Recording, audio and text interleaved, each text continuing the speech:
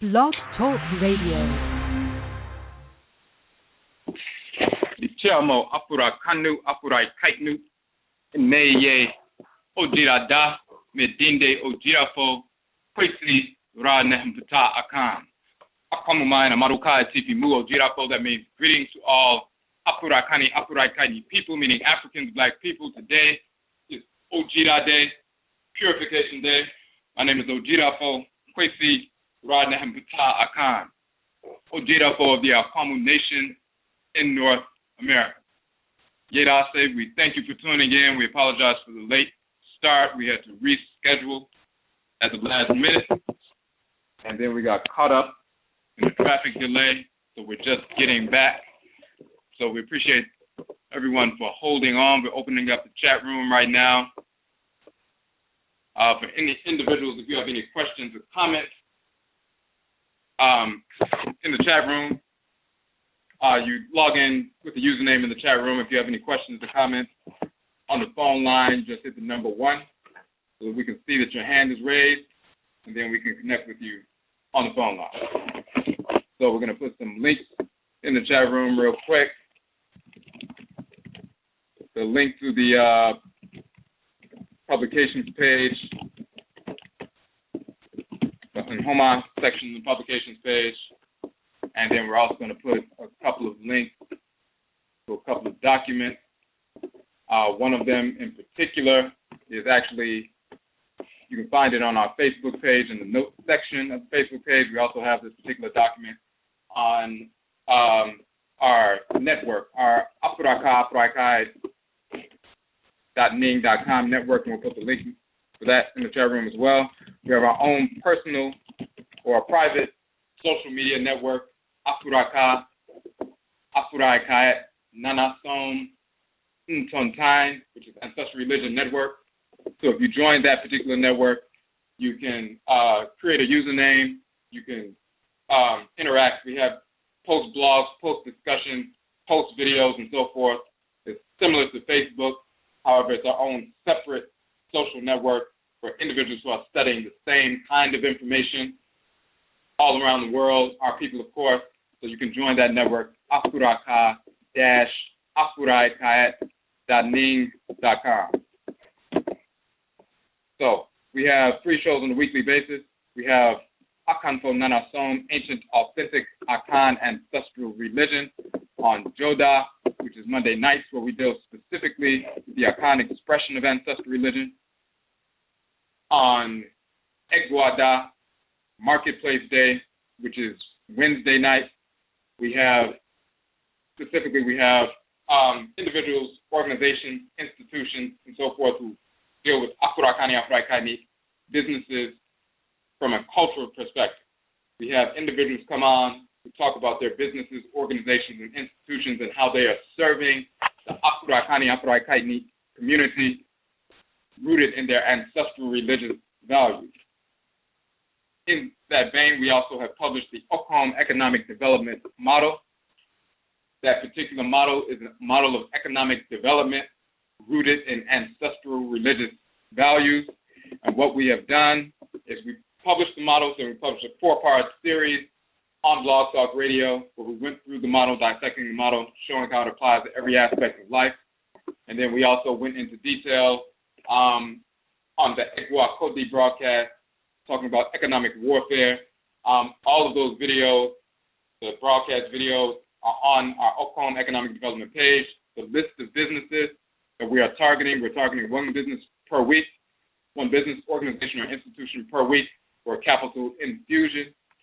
Our method is to starve the beast and feed the pride. So therefore, we make an assessment on a weekly basis, determine what funds we would have wasted with the whites in our offspring. We starve that white beast, and we feed the pride. We reallocate our funds away from the white businesses and direct them towards the business of the week.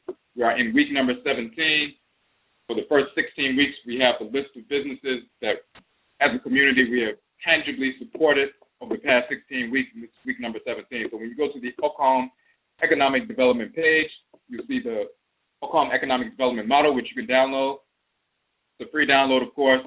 You can download the 4-part series on OKRAA economic development, and you can listen to those. as well as the Egua Kode economic warfare broadcast. Then you can also see the list of businesses, organizations, and institutions. Of course, they're all Afurakani, Afuraitkaitnit, and they all support one or more aspects of the 7 principal values of ancestor or nation building restoration.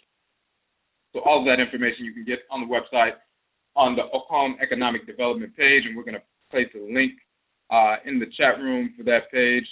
Give me a second right quick. And we're also going to put the link for this specific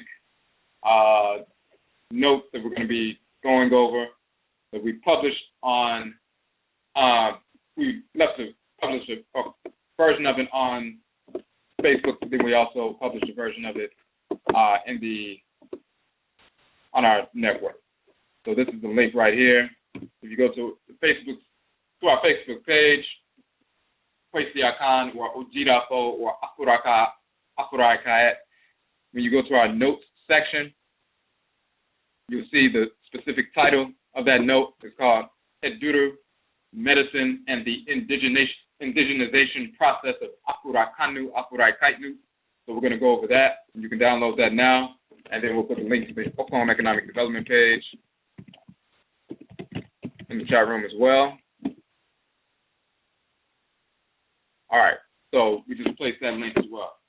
So those are the shows on Mondays and Wednesdays. On Abinada, of course, we have ODWIRA, which means purification. In the Akhan language, the tree language of the Akhan people, the term ODWIRA means purification. It also means a celebration of purification.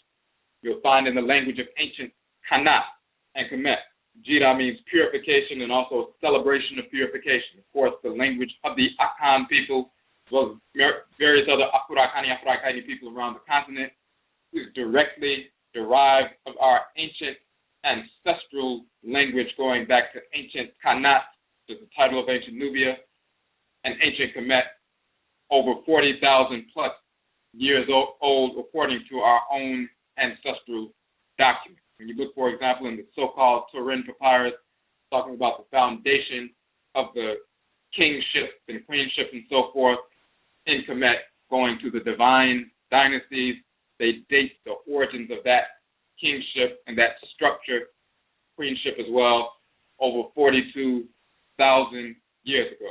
Of course, recently it has been discovered with regard to archaeology, a 70,000 plus year old settlement in the Sudan, in ancient Kanat, in ancient Nubia. So we're talking about an ancient parent language, culture, and ritual practices. So this is why you find Jira meaning purification, Jira meaning a celebration of purification in ancient Kemet and Kanat. You'll find it, of course, in the Akhan language as well today. We deal with the purification of Nanasom. That is our term for Afurakani, Afuraitkaitnit, Ancestral Religion. Afurakani, Afuraitkaitnit, Ancestral Religion, or African Ancestral Religion, is the ritual incorporation of divine law and the ritual restoration of divine balance.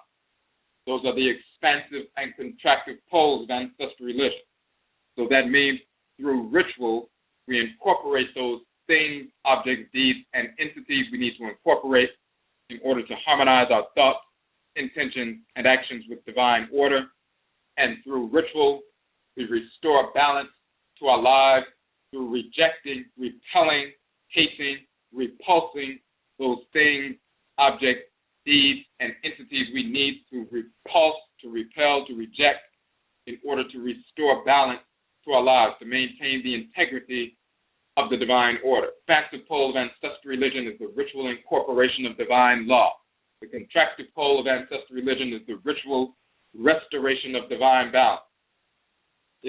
By this means that we align ourselves and realign ourselves with divine order, which we call Inyamewa, Inyame, Nsheshe. Nsheshe means order or arrangement in the Akhan language. Sesher in ancient Kemet means an order, a plan, and arrangement. Inyame is the great God, the great Father. Amen in Kemet, in Kanat, Inyame in Akhan. And of course, Inyambe in Lodzi, and Nzambe amongst the Bakongo. There are various groups all across the continent from east, central, west, south, that all use various forms of Ame, Nyame, Nyambe, Nzambe, and so forth to refer to the Great Father, the Supreme Being. Of course, Nyamewa was the Great Mother. She's called Amenet and Enchikamet.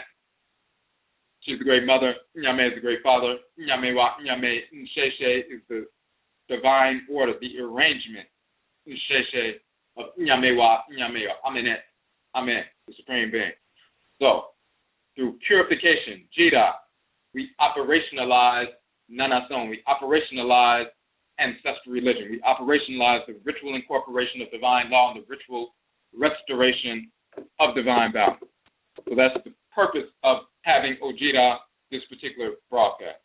We clarify concepts, purify and clarify misconceptions that are being propagated by individuals in the Western Hemisphere as well as infected individuals on the continent of Afuraka, Afuraitkaitnut, who've been infected with white culture and so forth, and those infections have been woven into the fabric and presentation of the philosophy, cosmology, and ritual practices of Afurakani, Afuraitkaitnit, ancestral religion. So this is why we need to purify. This show, of course, on this particular topic tonight, soil to soul, Afurakani, Afuraitkaitnit, or African ancestral religion in the blood. We talk about the nature of the soil and the nature of the soul and their relationship. And it's how it's carried in the blood of Afurakani, Afuraitkaitnit people. So therefore, wherever we migrate on earth, or wherever we were forced to migrate on earth, on Asaase Afua, our earth mother, we must understand that we have carried not only the soil, but also the soul, the Kait, within us, within our being. So therefore, we are not dependent upon traveling to Afuraka, Afuraitkaitnut, to Africa to learn our ancestral tradition. When you can invoke the Abosom, the forces in nature, the deities, the goddesses and gods, the Orisha, the Vodou, and so forth, the divinity.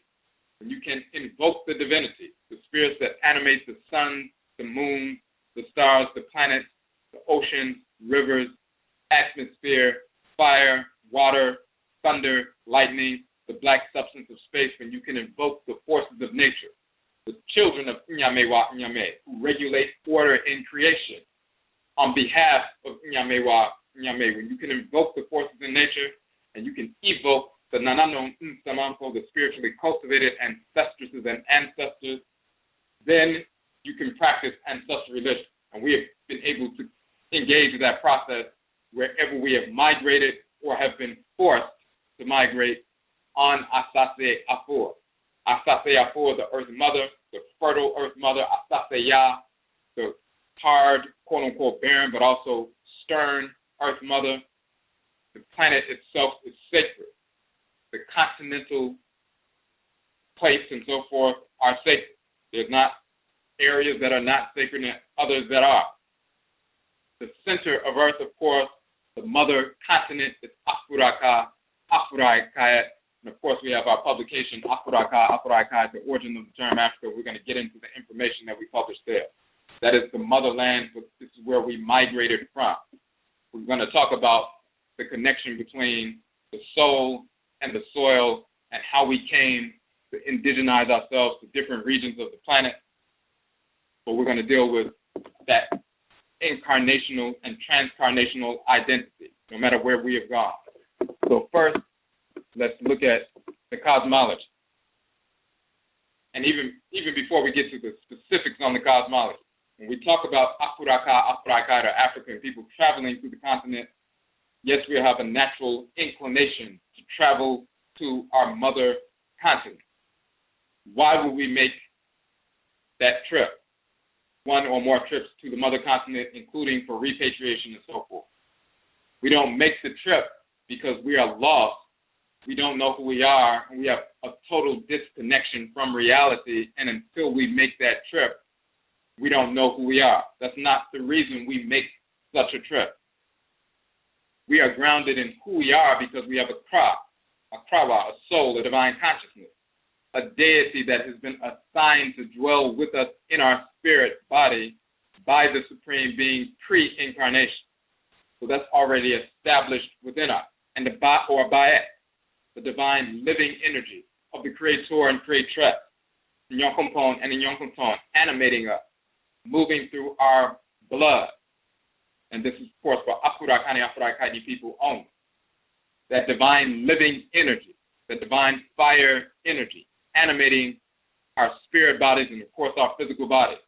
That direct energetic link from us, the energy within us, to the divine living energy animating all created entities in creation. The energetic link we have to the Aboka, the energetic link we have to the Nanasom, the energetic link we have to plant life, animal life, mineral life, and other Afurakani, Afuraitkaitnit, human life. The energetic link we have to Ra and Ra'et, Yonkumpon and Yonkunton, Odumare, Oshumare, and so forth. The energetic link we have to them allows us to wield the divine living energy of creation wherever we are in the world. So therefore we have an energetic link to divine power. We have a conscious link to divine intelligence, divine wisdom, through the agency of the Ba, Baet, and Ka, Kait, respectively. So therefore we already have inherent within us the capacity to engage culture. We're born into the world assigned to specific aboson.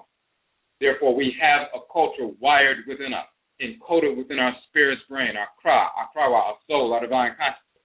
We have a specific function to execute in creation, and the means by which we must execute that function that is wired within us by the Supreme Being. That is culture. That is a way of life.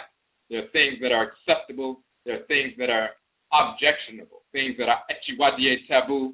And if you have echiwadie taboos, whether they're social, dietary, spiritual, cultural, and so forth, that is an indication and evidence of that there's a means by which you must operate harmoniously, and there are other things that you should not do. You are not wired to do.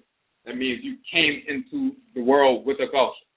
So let's first talk about the cosmology of creation as laid out in our publication, Afuraka, Afuraitkai, the origin of the term Africa, dealing with that collective identity and individual identity, and showing the connection first of the soil to the soul and how we incorporate that within us. So when we talk about the term Afuraka, Afuraitkai, first and foremost, when we talk about the creation of the world, the foundation of our cosmology, Amen and Amenet, the great father and the great mother. Amen, the general term, means hidden or concealed, also invisible. So Amen and Amenet are the great hidden beings. But men also means stable, permanent, and abiding. So Amen and Amenet, hidden, Amen, Amenet, stable, permanent, and abiding being. Male and female divinity, two halves of the divine whole, who function together as one divine unit, the Supreme Being. When they first began to create the universe, and we did a 5-part series on Septepi, the creation of the world, talking about the various aspects of our cosmology. When Amen and Amenet first began to create the universe, they released those sound vibrations. And this is why they take the form of the sacred goose and the sacred gander. That is the animal totem or Achinebois, major animal totem or Achinebois of Amen and Amenet. So you see them taking the form of the male and female geese, the goose and the gander. The male and female goose, they're called Ga or Nga, also Ga, Ganga. Why are the goose and the gander called Ganga? Because those are the sounds that they make. When they're about to mate, you'll hear the male goose, the gander, and the female goose making the Ga sound, calling out, invoking. So, of course, when they make that sound, we identify them by the sound that they make. In the same fashion, you'll find that a cat is called Mao in ancient Kemet. You find a cat is called Meal in the Akhan language. Based on the sound that the cat makes, then we identify that entity based on the sound vibrations that naturally emanate from that entity. When the geese, the goose and the gander, begin to cackle, they say ga, ga. So this is why it's spelled in the language of Kemet and the Medusa, the GN or GAN, or sometimes just GA with the nasal A. Sometimes the N is prefixed as well, so you'll see reduplicated, or nganga with the N prefix. The reason why the N is prefixed is because in order to say ga, you must have a bit of nasality to it, or else it's ka. The difference between ka and ga, the K and the G, is a nasal prefix, nga, as opposed to ka. So when you hear the geese cackling, ga, ga, they're releasing sound vibrations that generate the black substance of space. Ka and Kait, the black substance of space, also called ka, ka, and Kait. You'll see the spellings vary in ancient Kemet. Sometimes the symbol, the medusa of the letter K. Sometimes you see the two arms of the ka, Kait. And this is why we understand the vocalization can be ka, Kait, and so forth, because we know the vocalization of the term ka. Plus it's in the language of the Akhan as well as other languages. So you'll find that black substance of space, the male and female force in creation. The ka, which is generated through the ganga, through the sound vibration emanated from Amin and Aminet. They're symbolized in their animal totems, the sacred goose or gander, based on that sound vibration that's released. The ganga causes vibration, the spilling out of that energy of the black substance of space, that dark energy and dark matter. The male and female force called Ka and Kait, the black substance of space that we've always recognized as a male and female divinity that we invoke and communicate with. The whites and their offspring, for thousands of years, of course, assumed that the blackness of space was just a void, was just nothingness. Recently, because of quantum physics, they begin to recognize that the black substance of space is actually a substance. And so they now refer to it as dark energy and dark matter, making up over 95 plus, 96 plus % of the universe. They vary those numbers. In reality, it's over 99% of the known universe, of the universe just in general. It's not a void. It's a black substance, but it's animated, dark energy and dark matter, expansion and contraction. They will talk about dark matter being contractive, dealing with the gravitational magnetic aspect, and dark energy dealing with the expansive electric aspect and so forth. This is simply Kait and Ka, the male and female force, the male expansive force, the female contractive force that we have always invoked. That black substance, this is what we call it. So this is the first creation of Amin and Aminet, that black substance that's all pervasive. All of the sun, moon, stars, and everything in the universe exists within that black substance. So the release of ga, those sound vibrations generates that black substance, that black plasma.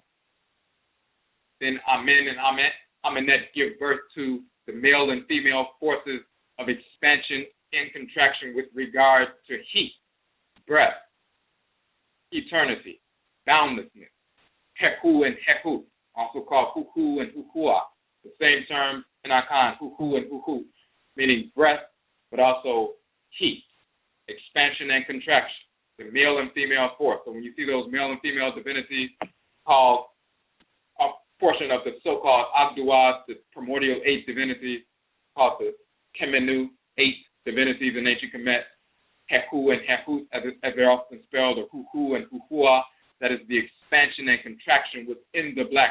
First, that black plasma is created, then Amin and Aminet give birth to Heku and Hekut to bring vitality and movement and fluidity to that black substance. So an expansion and contraction begins to happen. A breathing process begins to happen. A male and female force operating within that black substance causes it to begin to expand and contract. And then they give birth to Nun and Nunet, the male and female force of energy. So that expansion and contraction, the black substance, when Heku and Hekut begins to expand and contract, just like your lungs inflate and deflate, then that black substance begins to become fluid. And that fluid black substance gives birth multiple waves of energy within the black substance. It becomes like a black fluid substance. And wave energy begins to move. That is the manifestation of Nun and Nunet. And even their names, Nun and Nunu, the term Nunu means to stir and move. In the Akhan language, of course, Nun and Nunet are spelled with the wavy line of energy. Wavy lines of water, but also electromagnetic waves. That energy now can move back and forth within the black substance of space. Those waves of energy can carry that vitality that was birthed through Huhu and Huhua, the expansive and contractive breath of life within the black substance. Now that energy can be carried through the waves of Nun and Nunet throughout the black substance. And then Nun and Nunet, the wave energy that creates that fluidity within that black plasma, instead of it just being a thick black plasma, now it's a big, thick black plasma with wave energy moving through it. Those waves begin to wave rapidly. And when Nun and Nunet unite, those waves begin to wave so rapidly that they generate spheres. Spheres rising up out of the blackness. Spheres of fire and light that explode within the blackness. And that's the first explosion of fire and light, the first light within the universe. And that is the birth of Ra and Ra'at. And that rolling, expansive, spherical energy is replicated when we speak. Ra and Ra'at. The rolling energy, the Nunu energy, Nunu and Nunuet, Nun and Nun. When you listen to that energetic wave, the names of the divinities, of course, come from their movement in creation. But when you're tuned to their movement in creation, you can hear hu-hu, hu-hu-ah, just like when someone is breathing, expansion and contraction. When that wave energy manifests, you can hear that Nun energy, that wavy energy. And when you align yourself with it, attune yourself with it, you hear that humming energy, that nu energy. When Nun and Nunet, those forces in nature, are moving through creation, they generate those sound waves. When we attune to those sound waves, we can hear them and replicate them, and we are simply enunciating the name of the divinity based on the energetic emanations that come forward from the divinity. That nu energy becomes so rapid that it becomes a energy and a ra, expansive energy. The rolling energy and the expansive the most expansive sound you can make, because that's the expansive energy that bursts forth. We use the example of water being poured in a pot that is the same as amen and amenet, releasing the sound vibrations ga, ga, and you'll see a pot in ancient Kemet being poured and liquid flowing out of the pot. That term is ga, meaning to pour, but ga also means to invoke, to call. When you pour water into a pot, that water is formless, but it's all pervasive within the pot. If you add heat to the water, it begins to expand and contract within the water. So the heat starts causing some vibrations within the water, just like when you're putting water on a stove. The water can take any form. It can surround everything and take any form imaginable. Now that you have a substance that can take any form imaginable, you give it life or vitality, heat, expansion and contraction, hehu and hehu. And when that expansion and contraction begins to take place, the water begins to move. It begins to move to the extent that it becomes fluid. And there's the manifestation of wave energy within the water, the Nun and Nunet, the wavy energy moving back and forth from one side of the pot to the other throughout the entire area of the pot. So now you have the birth of Nun and Nunet within the pot. And those waves continue to move in a rapid fashion. They begin to wave so rapidly that they give birth to spheres. Spheres, of course, full of heat, which are bubbles which rise up out of the pot and eventually explode. That is Ra and Ra'at rising out of Nun and Nunet, the explosion of fire and light, the first fire and light in the universe. Then Ra and Ra'at begin to move, expanding and contracting through the black substance of space, spiraling through the black substance of space, carving out black spheres, that fire and light, carving out spheres of black substance. Those spheres of black substance become the first black bodies, and those black bodies are called stars. Of course, stars are black bodies. They're black substance and the energy is making that substance illuminate, just like charcoal to a certain extent. Our sun, of course, is one of those stars, illuminate by the energy of Ra and Ra'at. So Ra and Ra'at is the divine living energy that gives birth to all of the stars, all of the suns, and so forth. Of course, the sun is called Aten, Akanit. Ra and Ra'at created the sun and every other star as well. So once those black bodies are formed, the energy of Ra and Ra'at moves through the black bodies and penetrate them and illuminate them. And therefore, they begin to shine and radiate energy. One of those stars, of course, is our sun. We know the process by which some particles are expectorated from the sun to generate the masses of the bodies that become cool, and then they become our planets, the various planets, the Ochin and Soroma, as we call them in the Akhan language. One of those planets, of course, is a portion of that black substance, which is Asaase Afua, the Earth Mother. The energy of Ra and Ra'at moves through the primordial Earth Mother to penetrate primordial body and enliven that primordial body. The energy of Ra and Ra'at moves through that primordial planet, separating the denser portions from the lighter portions. You have the atmosphere, and then you have that fluid substance, similar to the black substance of space, that fluid substance that covers the entire planet. And of course, that's the primordial ocean, move and move. The energy of Ra and Ra'at moves through the core of Earth, illuminating the core of Earth, the inner core, the inner core, the outer core, the mantle, upper and lower mantle, upper and lower crust, and so forth. Earthquakes on the ocean floor because of the energy of Ra and Ra'at moving through the ocean floor, causing earthquakes, volcanic eruptions on the ocean floor. Those rumblings and volcanic eruptions causes a portion of the ocean floor to surge upward to break through the surface of the water for the first time. And that first raised land is the first landmass of Earth. It's a highland, a raised land.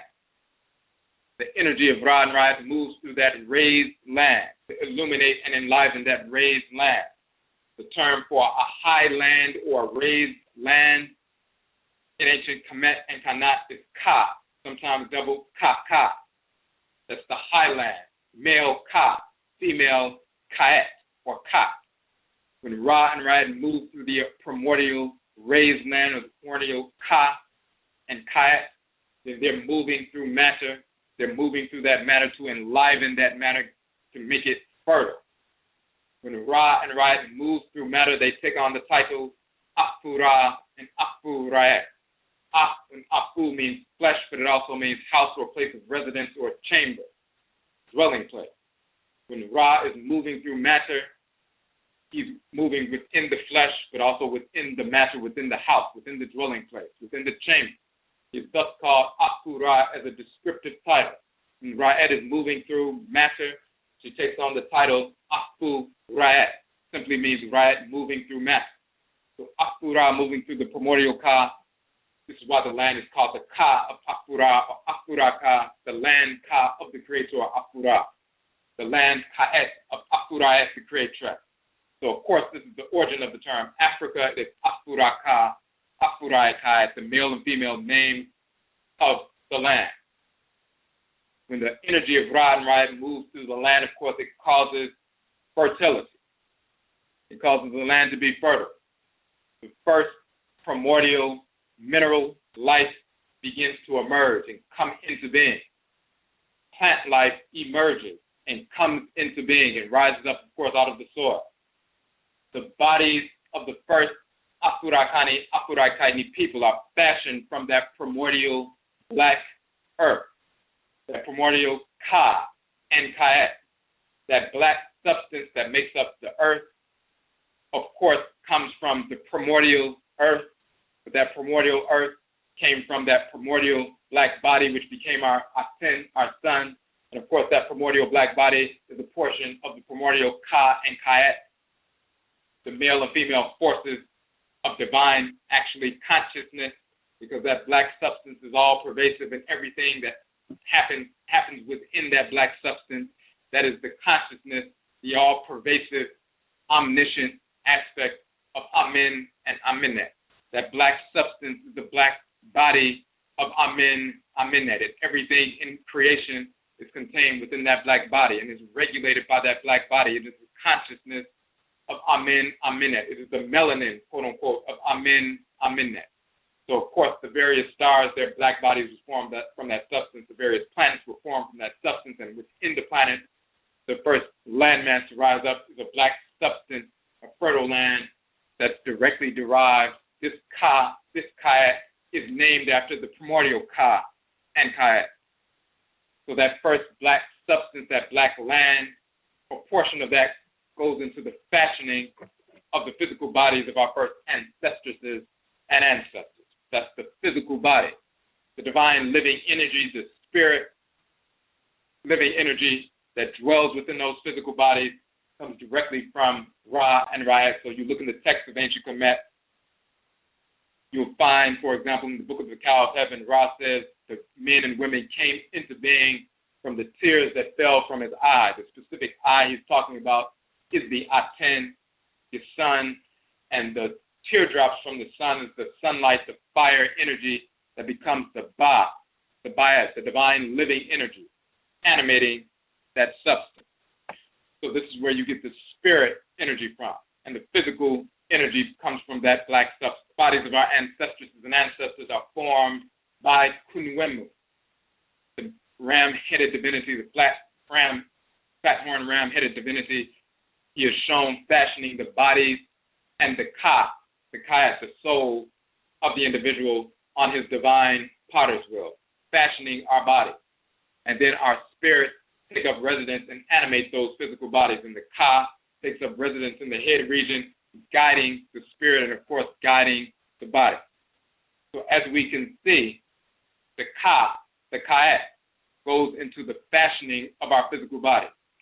The melanin within our bodies, the black substance within our bodies, comes directly from the Ka, the Kait of the primordial earth, which is derived from the Ka, the Kait, the black substance of the primordial sun, which comes directly from the black substance of space. So that black substance out there, the great Ka and the great Kait, portion of that is within your being, as your physiologically, your melanin, your abatum, or what we say in Kemet, Kanu and Katnut, that divine black substance, that energy, and your organs and organ systems dwell within that black substance, just like the stars and planets and so forth dwell within the black substance of space. The black substance of space is the black body of Amen, Amenet. And we're a macrocosm as Afurakani, Afuraitkaitnit people, and Afurakani, Afuraitkaitnit people only of Amen and Amenet. So within our bodies, we see that macrocosm. We have the black substance and all the organs dwelling within us, just as they have the black substance which makes up their physical, quote-unquote, body in creation, and the various stars, suns, moons, planets, and everything else dwells within them. Then, of course, within our bodies, we have our divine living energy, our Ba, our Ba'et, and it's seated within our circulatory system, within our blood, the fire energy moving through our blood. Of course, we have iron in our blood, and it carries oxygen, which carries the life force energy. So this is why you see the Ba bird connected to the heart, the energy moving and surging through the blood, that fire energy. So you have that electric energy moving through the blood. You have that magnetic energy moving through the black substance, the melanin, the yabatum. You have the red and the black. You have the red land and the black land. You have Deshirt and you have Kemet within your body, of course.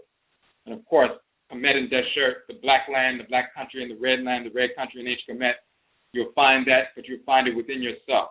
So within your blood, the divine fire of Ra and Ra'at moves within your blood. Your physical substance, the Kanu, Katnut, the melanin, is the physical seat of the Ka and the Kait within you. It's derived from the great Ka and Kait. It apexes in the brain where the neuromelanin is, so that becomes the seat or the throne of the Ka. When you were a zygote, it was all formed in that circular structure. When you became stretched out, the apex is in the brain where the neuromelanin is. That is the throne or the crown of the Ka and Kait of the black substance within you.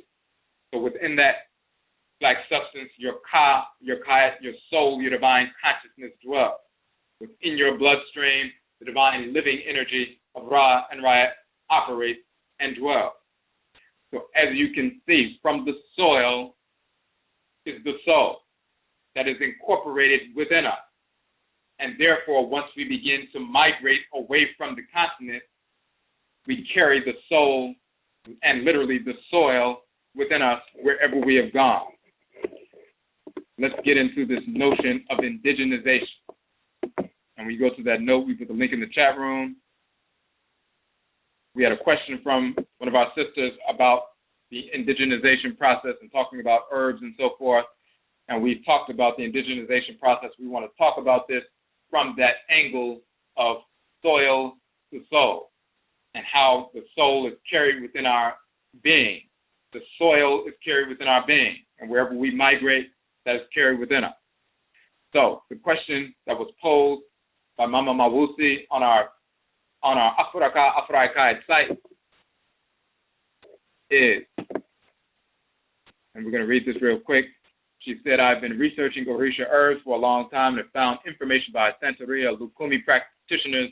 Thus the names are in Spanish and the herbs have been adapted to the herbs that are in those areas. Because of this, I have a twofold question.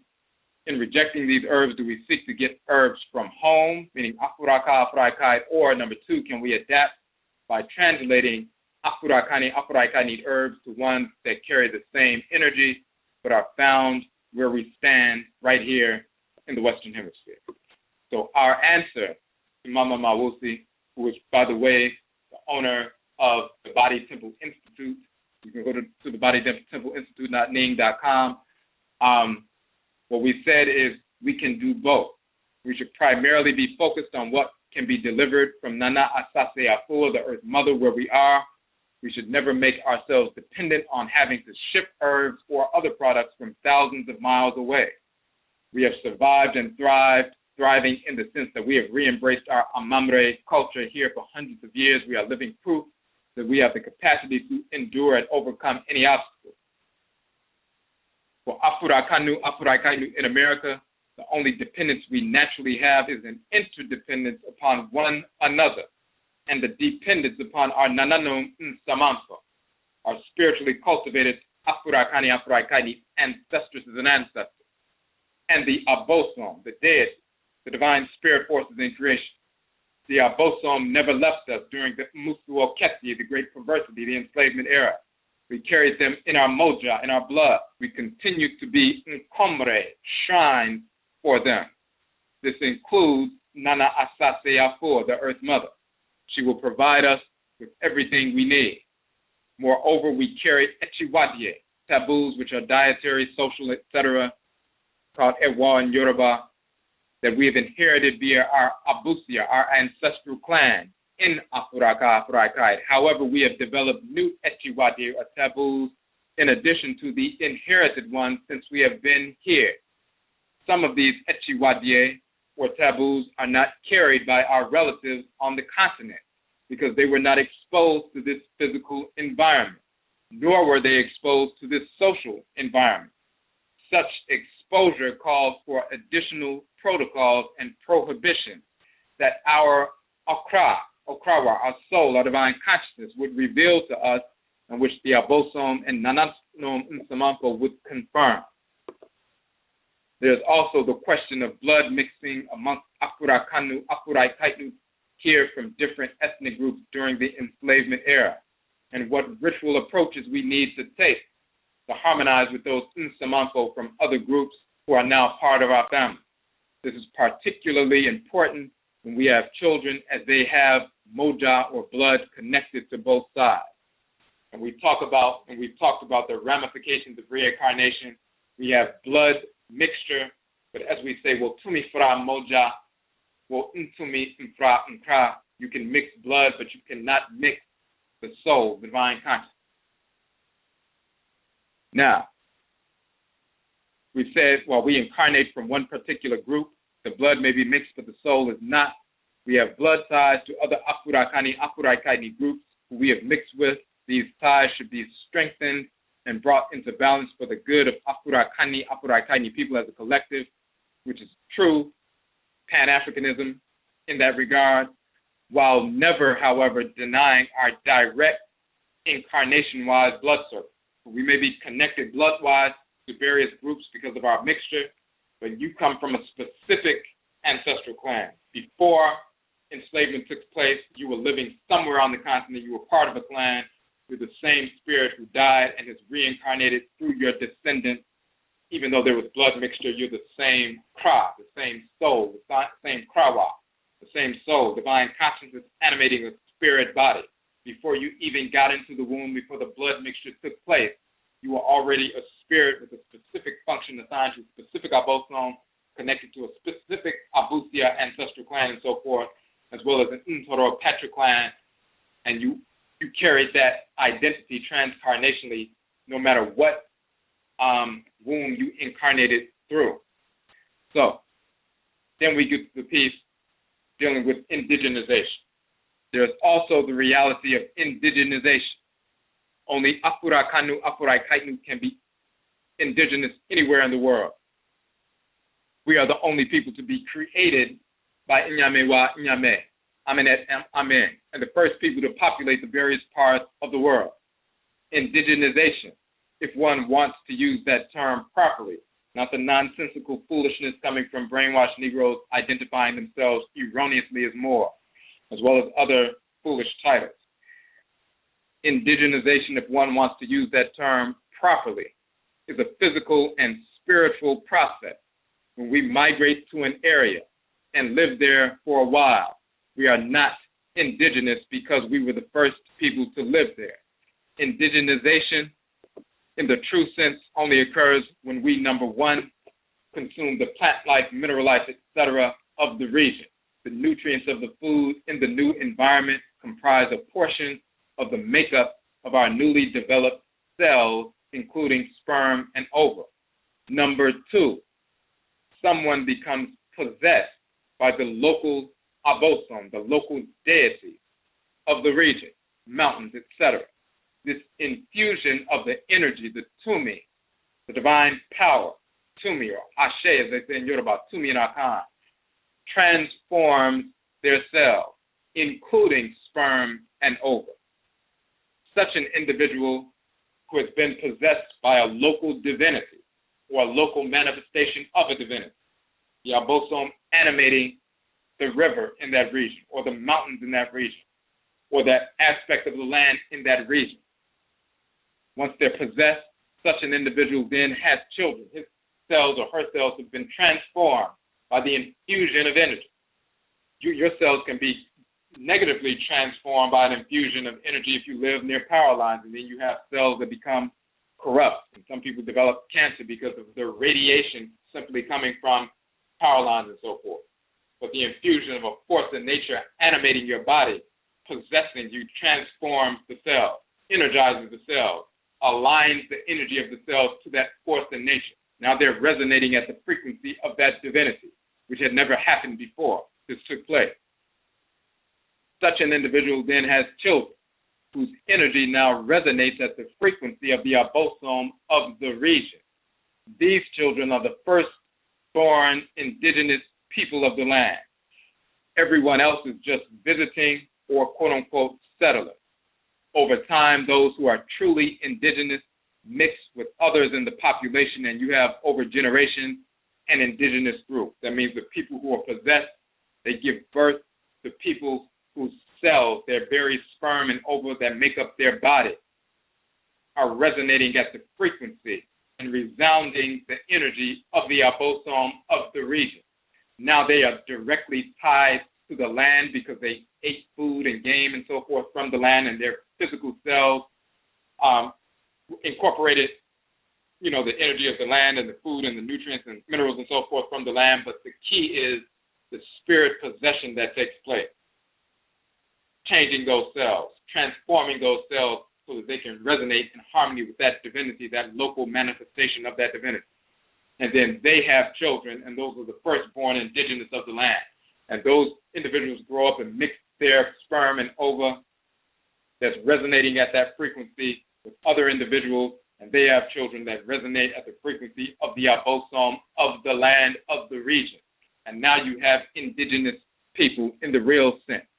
It must be noted that no abosom, no Orisha, no Vodou, no Ntorotu, so-called Neteru, Netertu, no divinity possess non-Afurakanu, non-Afuraitkaitnut, meaning non-African, non-black people.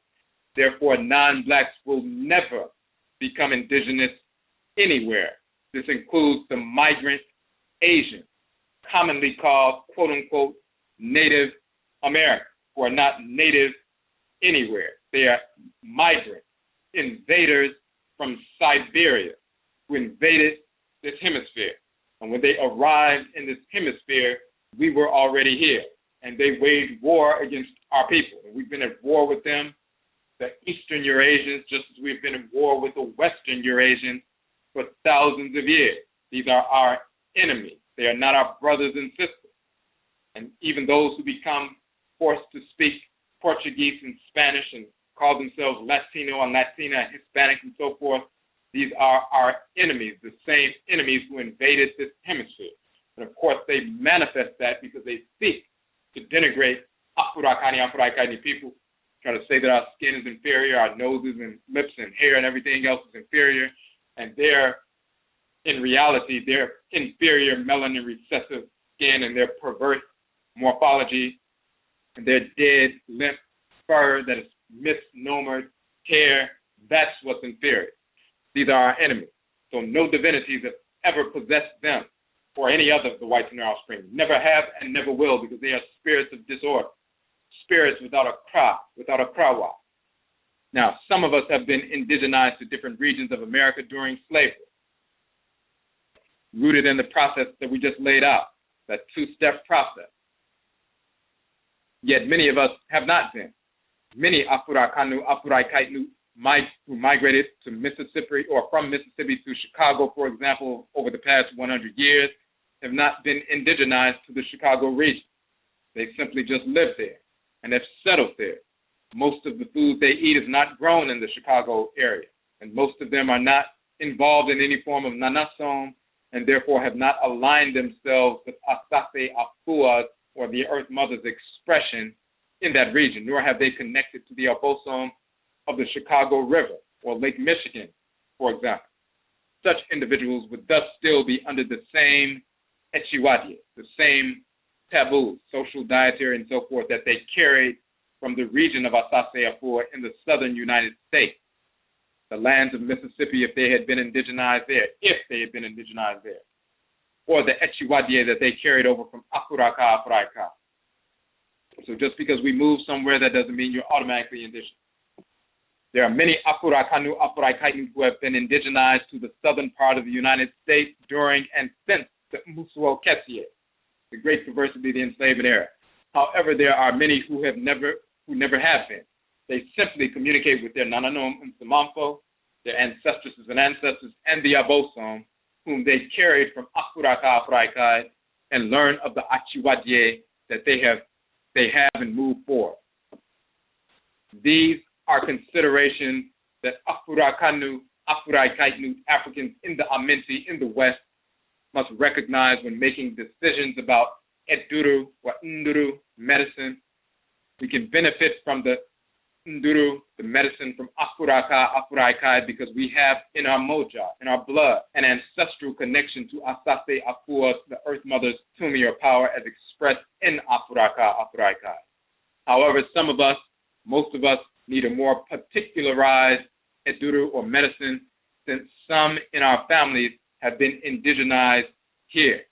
And again, we say, note, this is a reference to true indigenization, which has nothing to do with the foolishness of quote-unquote Moorishism.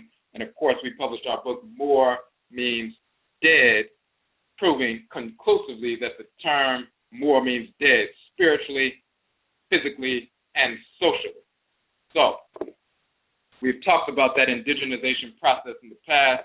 The angle that we want to deal with here tonight, to highlight tonight with regard to this topic, is first we dealt with the cosmology, the great Ka and Kait, the black substance of space, a portion of that which manifests as the Ka and Kait, the original raised land, which becomes Afuraka, Afuraitkait. That original raised land is the land from which the bodies of our first ancestresses and ancestors were fashioned. that original raised land is the place where our first ancestresses and ancestors died. And then their bodies were buried in the soil. And their bones are still in the soil millions of years later. So when we decide we want to make a trip to the continent, when we make that trip, the number one reason we make that trip, first, connecting with our ancestresses and ancestors whose bones, whose bodies are buried in that land. It is sacred to us in particular because our direct blood ancestresses and ancestors' bodies are in that land. There's a magnetism to certain regions of the Earth Mother, and of course, to the regions of ancient Khanat and Nubia, where we first established civilization and first began to be possessed by the Abosom and so forth. But their bodies are in that land. And it becomes a natural ancestral shrine, of course, and it's a magnet for our people. Number two, of course, the natural shrines of the Abosom. The original shrines in the Abosom, the spirits of nature first took up residence and possessed regions of the Earth Mother as it began to rise up out of the primordial ocean, out of Mu and Mu, the primordial ocean. So the mountains, rivers, different aspects of land, black land and red land and so forth, the original shrines of the various Abosom, they still resonate and operate through. We connect with them as well. We can also connect with our brothers and sisters on the continent. That is in addition to the direct connection to the bodies of our ancestresses and ancestors, their natural ancestral shrines, which is the Earth Mother, Asaase Afua itself. We must also understand Bebrasim, the ramifications of reincarnation. Because when you go to those regions where those primordial bones are buried, fossilized, that are sometimes dug up and emerged millions of years old, not only are they the bones of your ancestresses and ancestors, which are a magnet for us because we're directly descendant from them, but the ramifications of reincarnation allow us to properly recognize and analyze and examine the reality that some of those bones are our bones. When we lived on the continent and we made our transition and died and our spirits left our bodies and our bodies were buried and the bones become fossilized. Our spirits are in the ancestral realm and our children grow up and our grandchildren and great-grandchildren and so forth, and they have children and they continue to reproduce generation after generation. Some get snatched up and forced into the Western Hemisphere, and if we reincarnate through our descendants and are born into the world in the Western Hemisphere, then we're living in the Western Hemisphere now, but we go back to the time when we died on the continent, and those bones were buried in a certain region. And we're naturally drawn, we make a trip to that region where our actual bones that we used to animate are buried. That is a shrine for us as well. So that's the natural draw we have to the continent. The shrines, original shrines of the Abosom in nature, as well as the original ancestral shrines of our direct blood ancestresses and ancestors. That is the draw that we have to the continent. In addition to that, we can connect with our brothers and sisters who still live there, our cousins, our peers. But the key here is learning the culture and embracing our ancestral culture is not dependent upon our people traveling to Afuraka, Afuraitkai. That is just a means by which we re-energize ourselves and reconnect ourselves and realign ourselves if we make that trip. We very often talk about the great pyramids that were built in ancient so-called Mexico by the T people, so-called Olmecs and so forth. They migrated here thousands of years ago and built pyramids, and some people died here, and their bones are buried in this soil as well. Some of them died here, their children were born here, grandchildren, great-grandchildren rose up and never made that trip to the continent, but they were still practicing the culture in the same fashion with us. The culture is carried in our blood, in our soul. So when we talk about Ka and Kait, terms for soul, divine consciousness in ancient Kemet. If you look at the term, and we also talked about that first landmass, is the Ka, the Kait, the raised land, sometimes double, Ka. This is why in the Akhan language the term Ka means a hill or a raised land. That's very important because the Ka and the Kait, the soil the land, is also the term for the soul, the ka, the ka'et. So the soil to the soul. If you look in the European languages for the term soil, of course they'll talk about it means the bottom. It talks about the ground. Then you give the term soul, S-O-L-E, bottom, ground, but then foundation. We're talking about a foundation.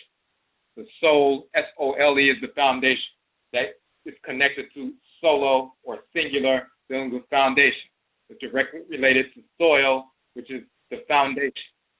OKRAA is the foundation of our culture. What is woven within the KRA, the soul of divine consciousness, is the function we have to execute in creation and the manner in which we must execute that function without creating disorder in the process. The means by which we must execute that function.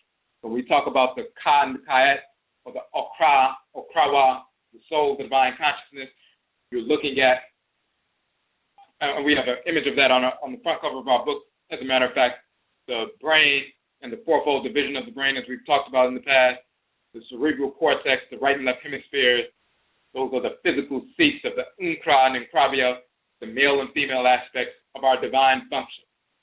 What are we to execute in creation, and how we are to execute that function without creating disorder in the process. You look at the cerebellum in the right and left hemispheres, the domain of the She and Shebia, the male and female aspects of the energy complex that we have been given to support our function. We're given a function by the Supreme Being to execute in creation and the specific configuration of energy necessary to carry out that function.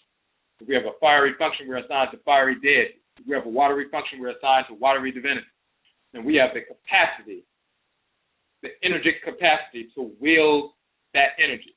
We have the means by which we can turn on that fiery energy, expand it and contract it. The means by which we use that energy, we can wield it. We can turn it on, turn it off, expand it, contract it, turn the valve on, turn the valve off.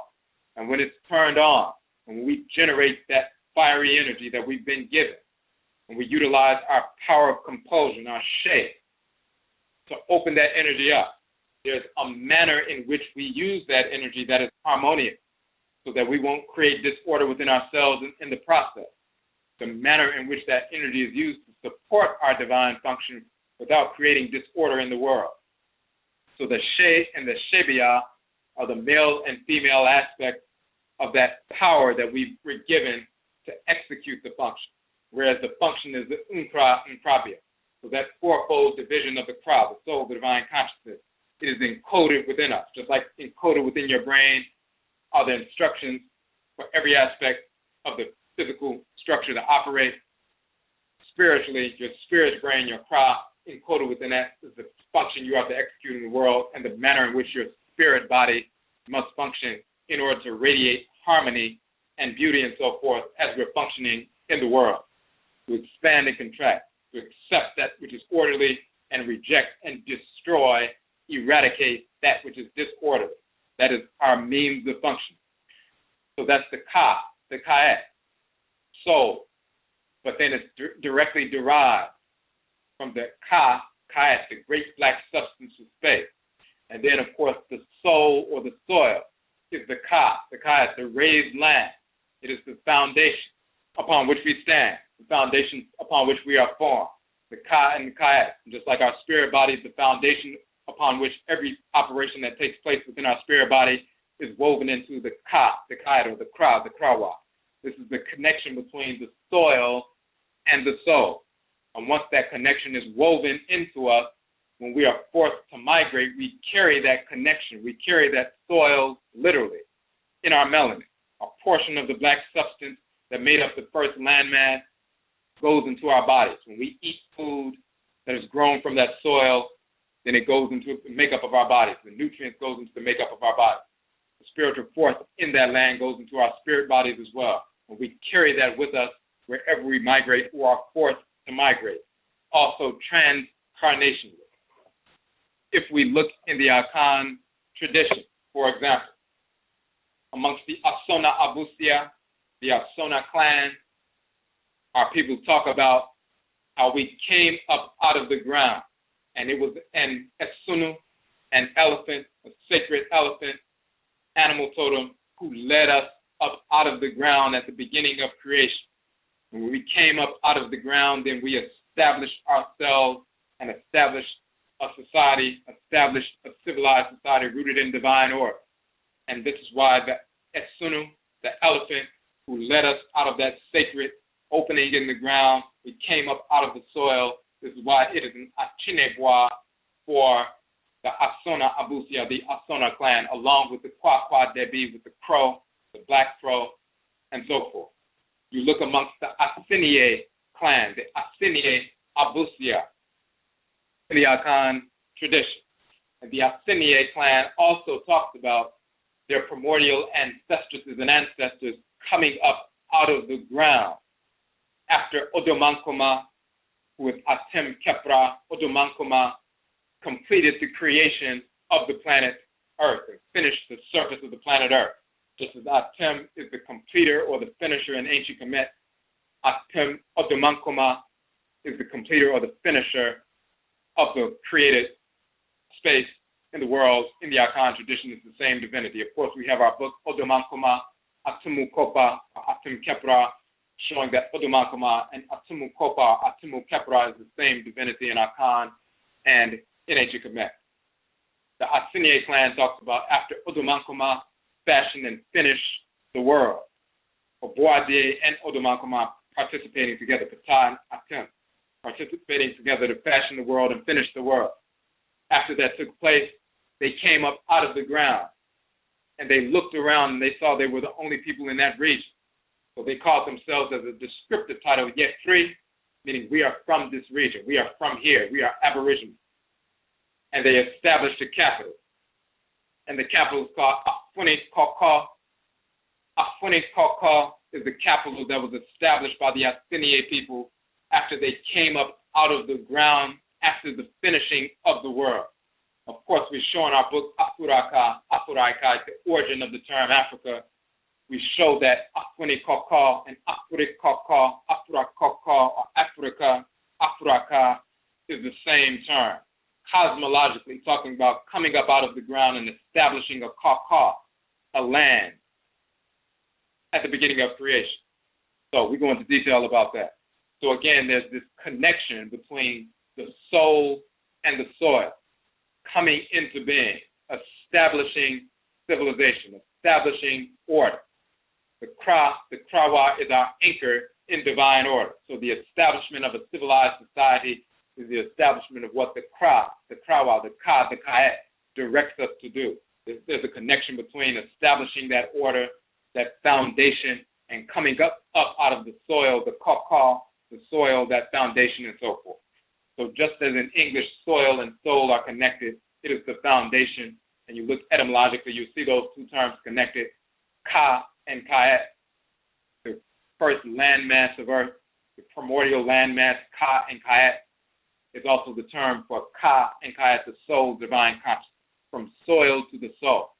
And once what is in the soul and in the soil is incorporated within the spirit body, then we migrate, or we're forced to migrate, and we carry that energy and we carry that culture with us. So we show in the image that we use for this broadcast tonight, we show an image of the Mara Mountains in the Sudan. We show a primordial mountain, the same kind of mountain that rises up at the beginning of creation. We show an image of red blood cells. Now, of course, the blood is animated by the fire of Ra and Ra'et. They are the great spirit, the divine living energy, the great Ba, the great Ba'et, the great spirit. And our divine living energy, our miniature Ba and Ba'et that animates us, is a portion or a child of the great Ba and the great Ba'et. And that fire energy is moving through us, and it causes that fiery, burning, red color of the blood. So we show that blood. And because that's the energetic link from us to all created entities in creation, naturally created entities in creation, plant life, animal life, mineral life, and Afurakani, Afuraitkaitnit, human life, that energy connection through the Ba and Ba'et. Then we also have the direct physical connection as well. We show the blood cells because they carry that life force energy. through the iron, of course, the hemoglobin, but through the iron, carrying the electromagnetic energy, the life force energy, carrying that Ba and Ba. And then we show images of George Washington Carver. We show images of Nana Araminta, which is Harriet Tubman. The reason we show them is because that's a male and female in the blood circle of Afurakani, Afuraitkaitnit people in the Western Hemisphere who manifested ancestral culture. They're a demonstration that anybody can examine of that ancestral culture that is inborn and innate. So when Nana Araminta would go to rescue our people and lead them to liberation, and when they would say she would fall into a quote-unquote epileptic fit, and when she would come out of that epileptic fit, she would know which direction to direct the people to go when they were escaping from the plantation. She helped to liberate hundreds of our people, and then went on a military expedition as well and liberated hundreds more, helping to wage war against the whites and their offspring, never losing a quote-unquote passenger on the Underground Railroad, but her going down into the South to liberate our people, being guided by the Nanasom Nsamanfo, Nana Aramita. It's been shown to have been Akhan, and of course her descendants have done DNA tests to demonstrate that. And of course they have a statue of her in Ghana because of that fact, being possessed by the Nanasom Nsamanfo, directed by them, being possessed by the Abosom. And she would say when she was possessed and would come out of that possession, it wasn't an epileptic fit, it was spirit possession. Akhan, spirit possession. And when that Akhan, or spirit possession, took place, the Abosom and Nsamanfo would show her what path through Asaase Afua, the Earth Mother, she needed to lead our people through. And when she would wake up and come out of that possession, she would lead the people to freedom without being taught. That's the Abosom, the forces in nature. She then get up and travel to Afuraka, Afuraitkaitnit, to the continent to meet up with some people, spend thousands of dollars for a so-called initiation. And then, therefore, once she received that from them, then she could come back and say, hey, now I am African. I'm truly African because I traveled to the continent from the soil to the soul and the soul to the soil. We show cosmologically the origin of Afuraka, Afuraitkaitnit, and our first ancestors being born of that soil, and our Kait and Kait being born of the black substance of space and seated, founded within our spirit body. And then we're directly descended from them. And we have a transcarnational identity. So wherever we migrate into the world, we still have that identity. Before we even enter the womb, the deities are assigned to our spirit to dwell with us by Inyame wa Inyame. That is what determines our identity as Afurakani, Afuraitkaitnit people. So she was not under this foolish idea that she couldn't operate as an Afurakani, Afuraitkaitnit person or Afuraitkaitnit individual. She couldn't communicate with the forces of nature. She wouldn't deny that reality. She wouldn't deny the fact that she could communicate with the Nanasom Nsamanfo. When they communicated and possessed her, she was open to that, and that led the people to victory, led the people to triumph, led the people to freedom, liberation. Akon and Nkon, spirit possession, spirit communication, born of the blood circle of our people here in the Western Hemisphere. We're not dependent on travel to connect with the Abosom because the Abosom, born through Asaase Afua, the Earth Mother of this region, she is sacred here as well as in the East. That's one example. George Washington Carver, which we have mentioned on numerous occasions, when he revolutionizes agriculture in the United States and, of course, throughout the world, innovating and bringing forth hundreds of products that we can use in a harmonious fashion, from sweet potatoes, from peanuts, and so forth. He didn't gather that information because he went to school and learned botany and medicine and so forth from the whites and their offspring. He was one of the first to integrate one of these universities in Iowa and so forth. But he himself would say that he would go out into nature, into Asaase Afua, early every single morning, communicate with the Abosom, the spirits of nature. He didn't know the terminology Abosom, so he would say he communicated with nature, the spirits of nature. and will learn directly from them.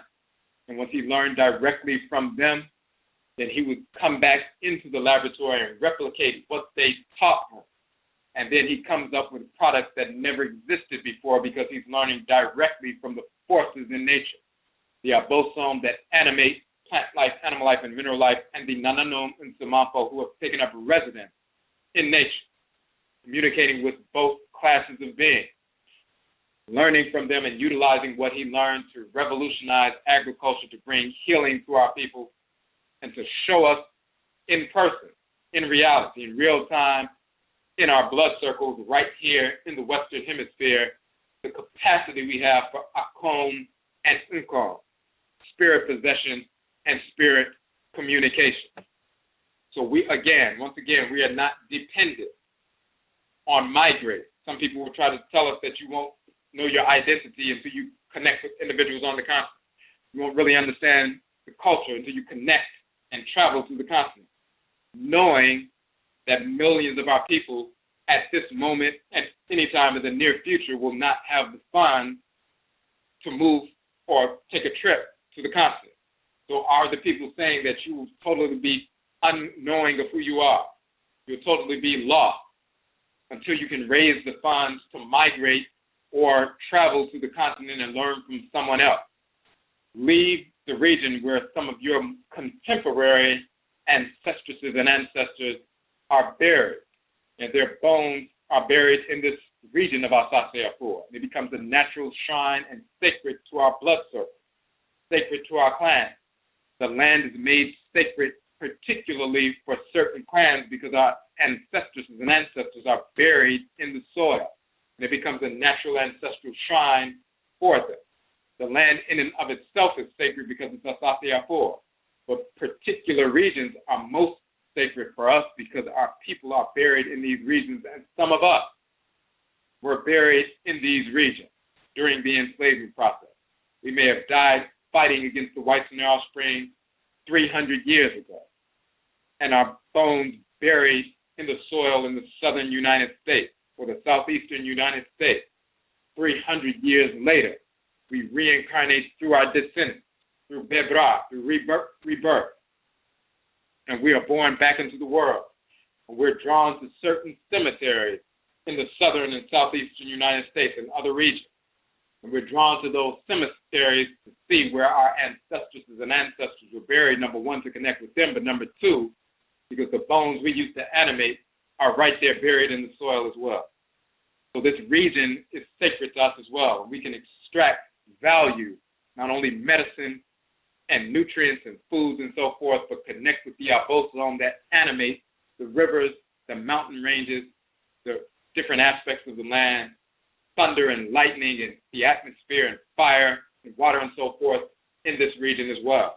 The local abosome of the region that we have become indigenized to, as well as the abosome that are connected to us by blood who will take up residence in these rivers. If you're connected to the abosome of a river, for example, we're connected to the abosome, the river Afuraitkaitnut in Ghana.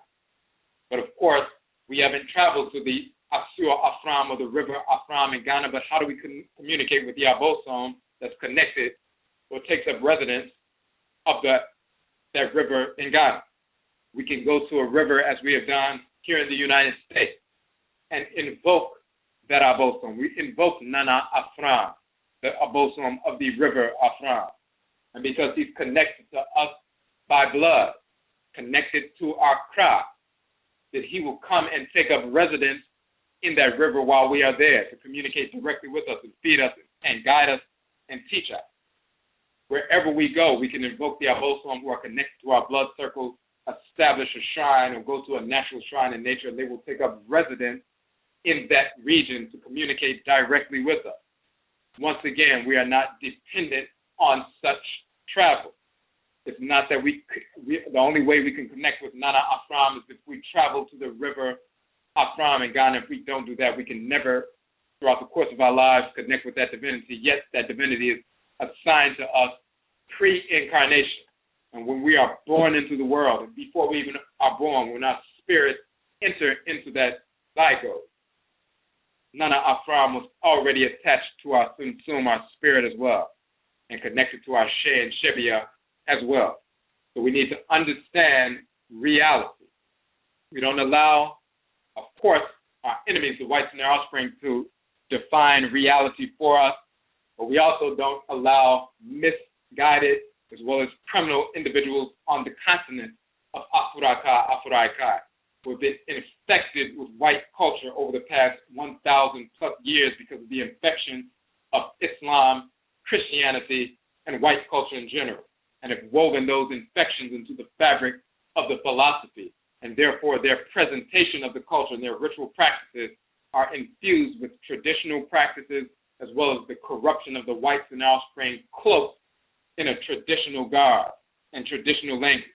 And then they will tell you, well, unless you come here, you'll never understand. We're not talking about never going to the continent. Again, that's the motherland. That's our connection. Our bones are buried there. Our ancestors and ancestors' bones are buried there. So we make that trip to connect with them. We make the trip to connect with the Abosom and their original shrine. And in addition to that, we can connect with our peers who are there.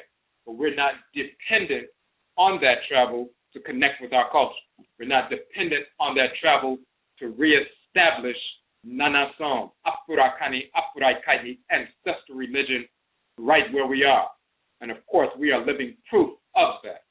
Afurakani, Afuraitkaitnit people in America maintain the ancestral religious practice. We maintain the Akhan tradition under the form of hoodoo. And the hoodoo man and the hoodoo woman is the Akanfo and Akanfo, Abosomfo, the priests and the priestesses in the Akhan religion in America. The Juju man and Juju woman is the priest and priestess, the Olorisha, as well as the Babalawo and Ianifa in the Yoruba tradition as preserved in North America. The voodoo man and voodoo woman is the Bokonon, the priest or priestess of the Vodun tradition as maintained in North America. And of course, the same is true, for example, of the Obia man, Obia woman in Jamaica, practicing the Akhan tradition in Jamaica, or the hoodoo person, voodoo person, the spirit person, the Winti man, Winti woman in Suriname, the Akhan tradition called Winti in Suriname, continuing these practices. So we have maintained these practices. We've proven that through the publications, but clearly through the ritual practices, through the divinatory practices that we have maintained through our blood circle. We may have, instead of using cowrie shells, we begin to use quote-unquote cockle shells or seashells that we find right here on the oceans of Bosom Po and Epo Abena, the male and female force of the ocean, as well as lakes and rivers in this region. We're connected, directed by the Abosom, directed by the Nsamanfo, to take those shells and utilize them for adebisa, for divination, utilizing possum bone for divination, utilizing different stones and so forth for divination. We've maintained these practices and we have utilized them effectively. First and foremost, to heal ourselves, but also to defend ourselves, as we have taught repeatedly. The people who continue to practice Nanasom, Afurakani, Afuraitkaitnit religion are those who brought enslavement to an end, because we were motivated and directed to wage war against the whites and offspring intergenerationally for hundreds of years until we crushed the slave system, not only in Haiti, Jamaica, South America, but in the United States. It was because of the work of those who practiced ancestral religion that we brought enslavement to an end. And we tell that story, and all of our people need to understand that reality. So we want to look, we have comments in the chat room. If you have any questions or comments on the phone line, hit the number 1. If you have any questions or comments in the chat room, you have to log in as a user in order to interact in the chat room. We're going to go through real quick. We want to make sure we didn't miss any questions. We see some comments.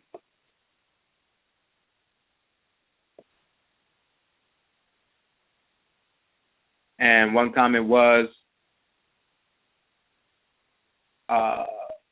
give us a second, I have to go back to it. Now just go outside and look up into the black expansiveness and say that's the body of Amen and Amenet, and that is reality. That is the Ka and Kait, the quote-unquote melanin within the body of the Supreme Being that contains all things. That's the physical aspect of basically the physical shrine of Ka and Kait, the expansive and contractive force of consciousness. And your melanin, your abatum, is the physical seat which crests in the brain in the neuromelanin. And the brain itself with the cerebral cortex, the white fleshy area, the white walls, the house within which that black substance dwells. Of course, that is the seat of government. And this is, of course, why the seat of government for many dynasties in ancient Kemet was Mennefer, so-called Memphis. And it's also called Anebu-Hetch, the white wall. In the temple there, you find Ptah, Anebu-Hetch, dealing with Ptah, the white wall, and Ptah south of his wall. The white walls of the White House, the sacred sanctuary of Ptah, the center of government. Of course, the white Nile Stream copy that, with the White House being the center of government in this nation.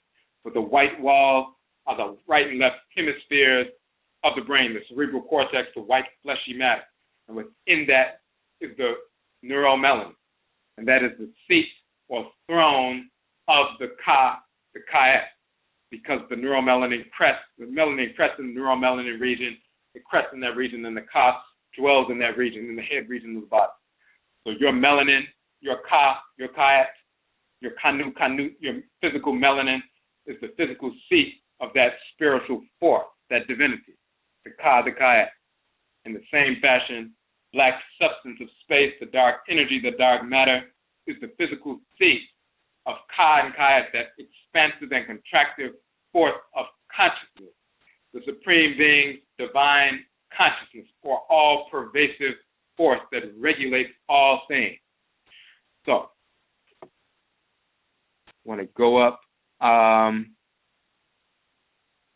make sure we didn't miss anything else in the chat room, and sometimes the information pushes back down real quick, so we have to go pull it back up. Okay, and as we're going through that, we have a call on the phone line, but before we say that, there are about 13 minutes left in the broadcast with regard to if you're just listening online, if you just logged in online and you're listening, there are 13 or less than 13 minutes, less than 12 minutes, as a matter of fact, left. If you want to continue to listen beyond 11:30, then you must call in on the phone line. If you get on the phone line before 11:30, then you'll be able to continue to listen. We won't go too much further beyond 11:30, but if you want to get on and continue to listen beyond 11:30, you must call in. Because at 11:30, if you're just listening online, it will cut off. So only the people on the phone line will be able to continue to hear. If you want to get on the phone line, the phone number is 657-383-0635. 657-383-0635. Normally we broadcast from 9 to 11. Tonight, because of a scheduling change, we had to switch it from 9:30 to 11:30, so this is why we're going a little bit later.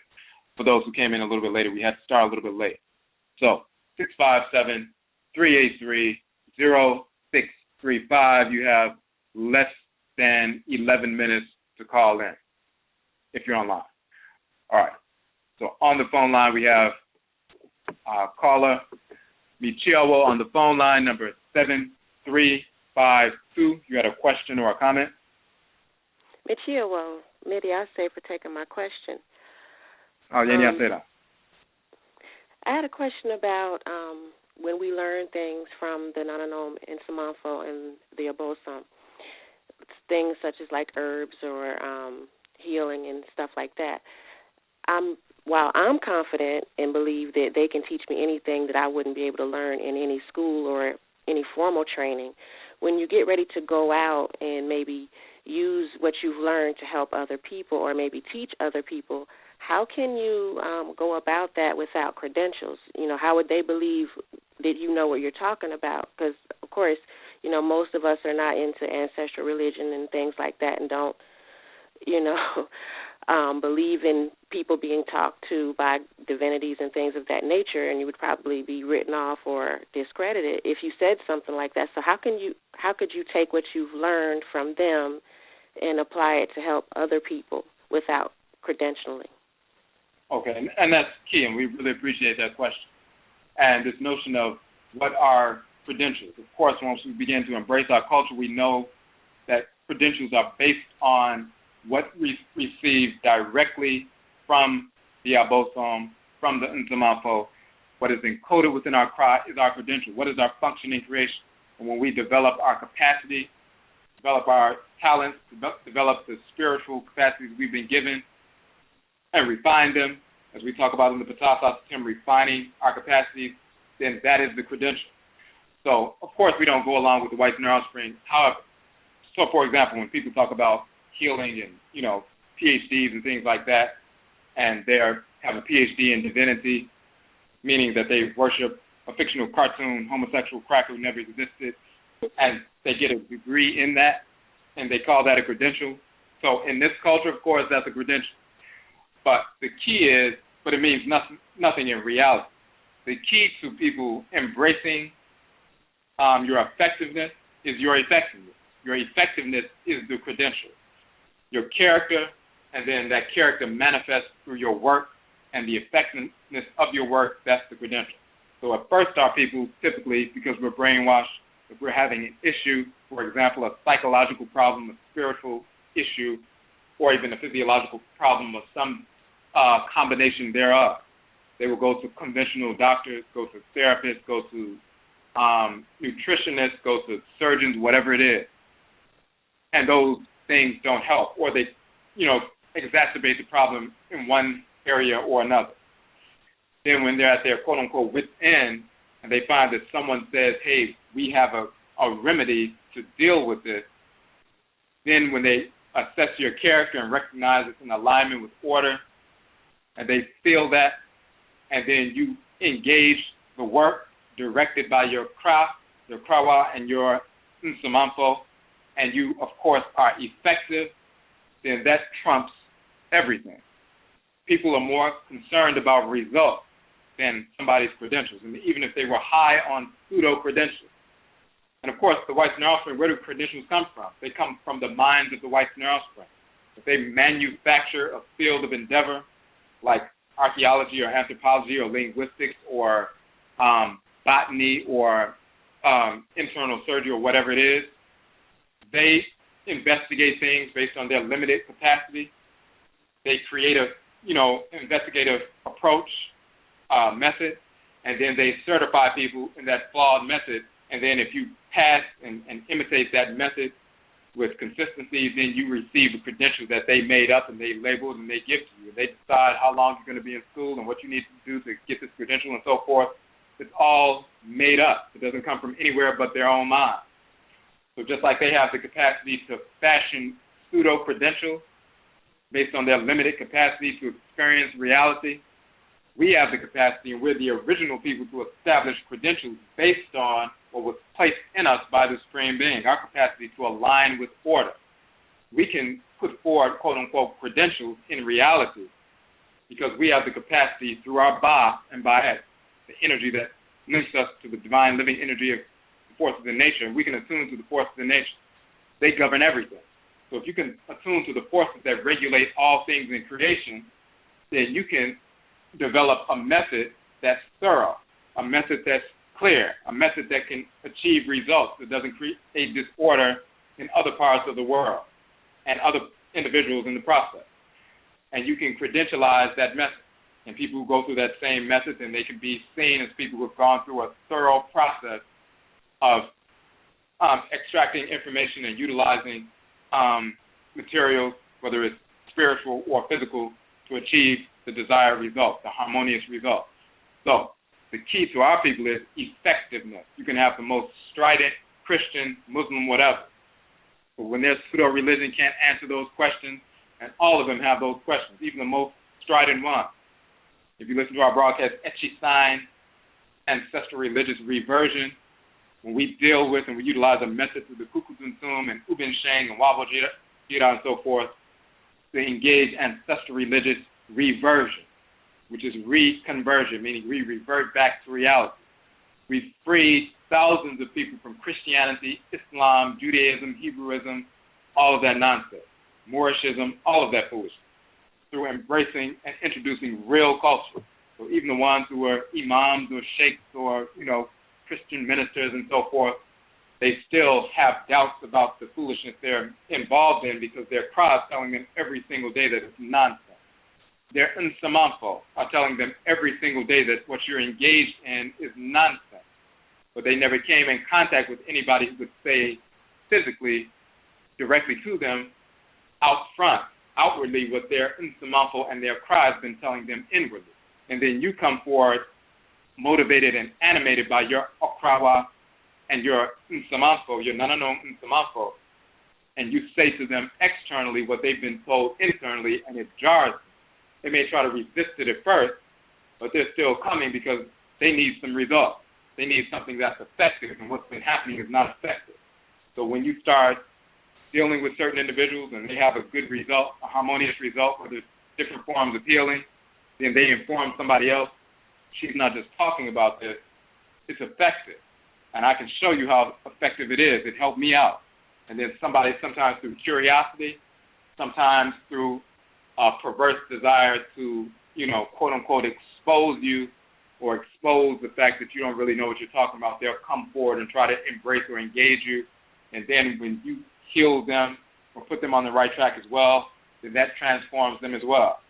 The people who think that they're going to, out you, and so to speak, Kwekua Nansi or Eshu set will utilize their miscommunication, utilize their desire to try to shame somebody or trick somebody, utilize it against them to get them in front of you, because otherwise they wouldn't have tried to get in front of you. They wouldn't have tried to engage you at all. But Kwekua Nansi Nana Awuku will utilize their desire to trick somebody and flip it on them, and they'll feel like they're motivated to come to you to expose you. And in fact, Nana Awuku was utilizing that energy to bring them in front of you so they can become realigned. And when they leave you, they'll say, you know what, I came here to expose you, but in fact, you're very effective. And they become communicators of that message. So effectiveness is key. And when you're effective, that trumps everything else.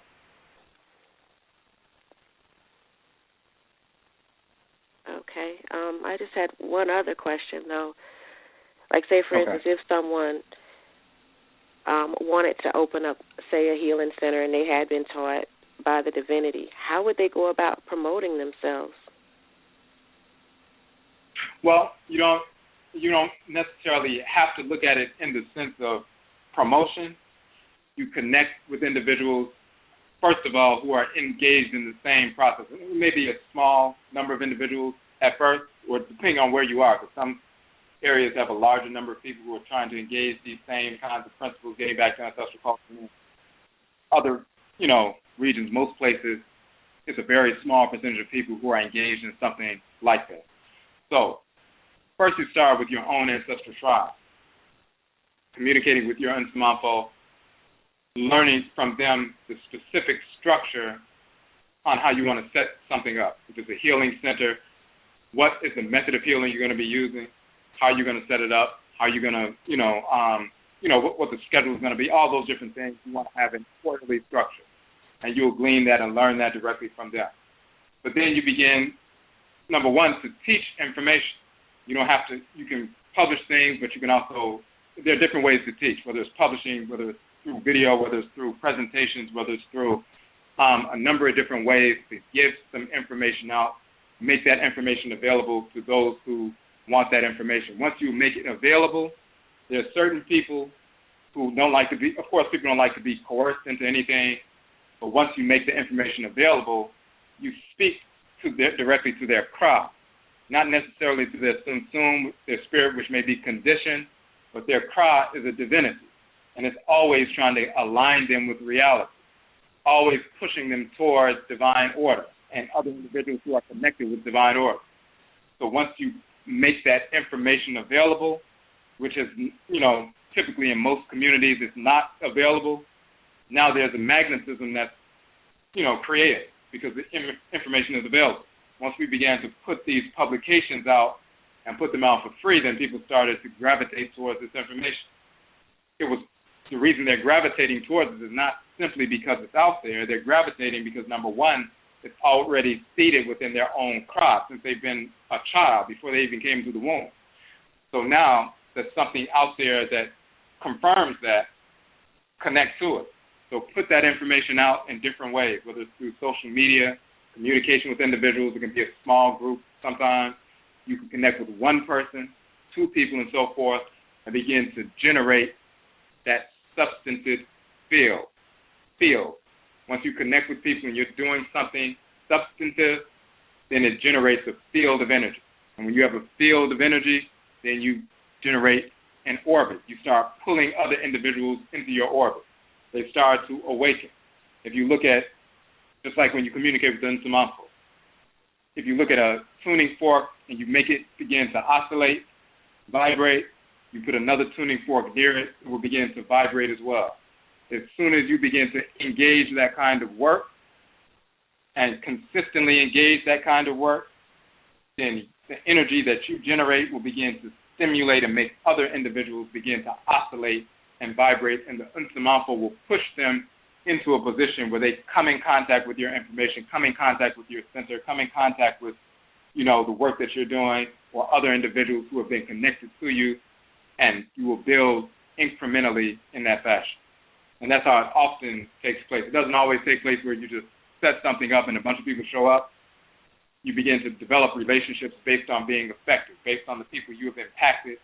They can feel and recognize the energy that you put out and how it brought some alignment to them and help them to realign with their own craft. And then they connect with other individuals. You begin to generate that synergy, and next thing you know, you'll have a number of people connecting with you. Mediase. Okay, Yeniase da. We appreciate the call.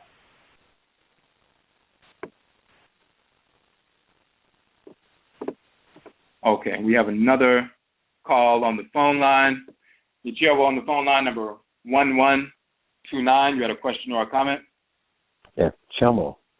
I was having a conversation with a friend of mine the other day and got to talking about, preachers, pastors, people that are in various positions of authority as far as, churches or mosques are concerned, depending on what particular religion. So what I want to get an idea about is that, what information are they working with, when they go to a seminary, college, or school in order for them to then, in turn, get credentials for actually running a church or a synagogue or a mosque or whatever, and how much of that information is authentically historical, and then how much of that is just,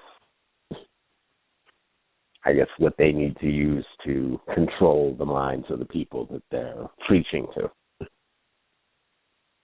Okay. So, number one, of course, the information, of course, that they teach is misinformation. They'll learn some true historical things, and some of them, like if they're studying Catholicism, things like that, they'll learn about the different, quote-unquote, ancient religions of the ancient world, and they learn about mysticism, and they learn about things about ancient Kemet and, quote-unquote, the 16 crucified saviors, all that kind of stuff. Many of them know, these priests and priestesses, or nuns and priests, as well as imams and stuff like that. They know that the information that they have and that they're engaging in their teaching is misinformation and false information. That's why they got involved, because they want to promote that false information to maintain cultural dominance and control the minds of the people. That's why these fake religions were created. So they know about that basic, the basic false historicity of what they teach. And that's why they embrace it. Now, with regard to credentials, of course, like we said, they create their own credentials. But then at the same time, going back to what the previous caller stated, with regard to legally establishing something, in most states, and you can look on the internet with regard to states, for example, looking, websites talking about church planting or establishing a religious organization. You can identify yourself and your practice as a religious practice. Anything that you believe can be identified as a religious practice. It doesn't have to be one of the so-called three major religions. You can say you believe that,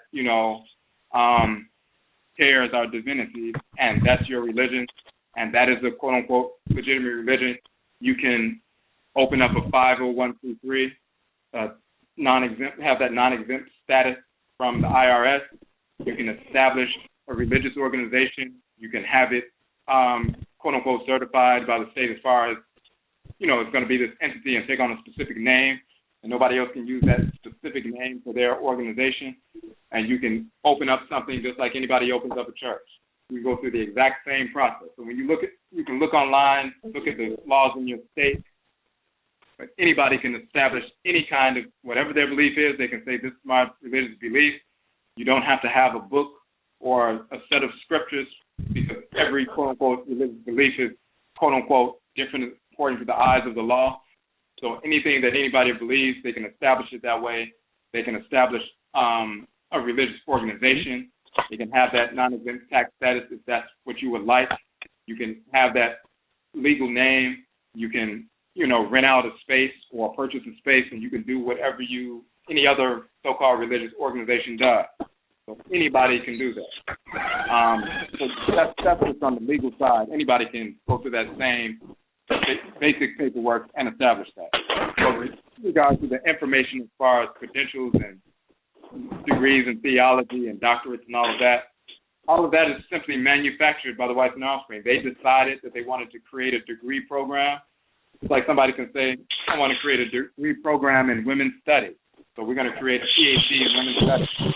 They manufactured it on what they wanted to do. It has no basis in reality. It has no basis in anything foundational or true. It's just something that they manufactured because they're in control of this society. They can create any degree program that they want, create any kind of, credential that they would like, and, make that credential accredited, and all the different businesses and organizations will identify that so-called credential as being something that's accredited and certifiable and will be accepted. And then you can get employment based on these pseudo-credentials. So just like white and offspring can create pseudo-credentials, what we do through our actual work and our actual effectiveness that our people can feel and experience and tangibly utilize to better their lives, whether it's utilizing ancestral religion to overcome drug addiction, which we have that process, utilizing ancestral religion to overcome the negative effects of domestic abuse or transcarnational suffering or trauma, overcoming domestic abuse, including those people who are sexually abused and so forth and became engaged in dysexual behavior. Because of that abuse, people can connect with their Nanasom and eradicate that dysexual behavior. We did a whole broadcast dealing with that. So people can embrace ancestral religion and overcome and address every problem that we have in our community. And because we are effective, for example, overcoming drug addiction through the practice of ancestral religion, or overcoming the negative effects of domestic abuse and transcarnational suffering, because it's effective, then the word spreads to other people, because our people want to do is get back in harmony with order. So that becomes the credential, the effectiveness of the work. Okay. One other question I had regarding, I guess, authentic indigenization, because just keeping in mind about like the number of people that I guess they believe that they would need to actually travel from here or from the Caribbean to go to Africa to then figure out who their kinfolk are. And that like they would while you have a number of people that were misleading people by giving them, I guess, readings or adopting them into their tribe, while at the same time they might be giving initiations to whites. I take it that there would be, examples of, I guess, legitimate indigenization in terms of helping someone figure out who their people are. Exactly. So that this whole notion of you must travel to the continent to find out who your people are is very new. Like we've been in this Western Hemisphere for hundreds of years, and when you understand the ramifications of reincarnation, when you understand ancestral communication just on a fundamental level, we pour libation, we communicate with our ancestresses and ancestors. Ever since we've been here, just for millions of years, but when we've been here over the past few hundred years in the Western Hemisphere, of course, every person, even if they're a Christian, Muslim, whatever, if you ask them to tell you the truth, when their mother, grandmother, great-grandmother, grandfather, and so forth made their transition, did their spirit ever come to them and communicate, and they will have to say yes. And they will typically shy away from it if they're totally engrossed in those fake religions. But if they're not, they would embrace that communication because they didn't fear it. Once you connect on that level, you know ancestral communication is real. So if you can communicate with your people, then you can learn directly from your people exactly who you are. So that's always been the case, and it's what we have always done since we've been here. Some people who are profiteering and racketeering, who decided they want to start charging people all kinds of money and making people believe that they will never know who they are until they get up and travel, that's pure nonsense. That's idiocy. And they're playing on the ignorance and the insecurity of brainwashed black people in the Western Hemisphere, because they know that we can communicate with our Nsamanfo. But some of them will actually tell you, oh, you don't have any Nsamanfo, you don't have any ancestors, you need to come over here. They'll actually say that. They'll actually laugh at people and say, well, what are you talking about ancestors? You all don't have any ancestors. You were enslaved. Trying to make our people believe that we can't do anything unless we connect with them. These are the criminals. These are the profiteers, the racketeering individuals who are trying to generate funds and exercise control over individuals by doing that. Then you have another percentage of people who teach that same nonsense because they were brainwashed by individuals who taught the same thing, and they're just repeating the misinformation they actually believe. And they did that, so they think that that's the only way you can learn something. Very often what they learned is a mixture of misinformation and accurate information. In fact, typically, the vast majority of the time, they learn a mixture of misinformation and accurate information when they go to the continent, and they come back and perpetuate that misinformation and accurate information. And this is why when you look at, for example, the understanding of cosmology that people have in the Western Hemisphere with regard to ancestral religion, they have a misunderstanding. And they've been initiated for decades or lineages and so forth. And the same thing with people on the continent, there's misinformation coming from that as well. So basic ancestral communication destroys that foolish notion that you have to travel somewhere to find out who you are. In fact, you will never find out who you are until you communicate with your people. Even if you went over to the continent and someone told you something, you're still going to have to confirm it with your own ancestresses and ancestors, or else you're just walking around believing somebody. Until your own people come to you and tell you this is who you are, then it is not confirmed. They are the credential in that regard. So you're still going to have to confirm it. So right, it's already explain, I guess, the belief that some people hold that the reason why we ended up in the great perversity was because of something that our ancestors did, and that we were then allowed to be sold into slavery as a result of that.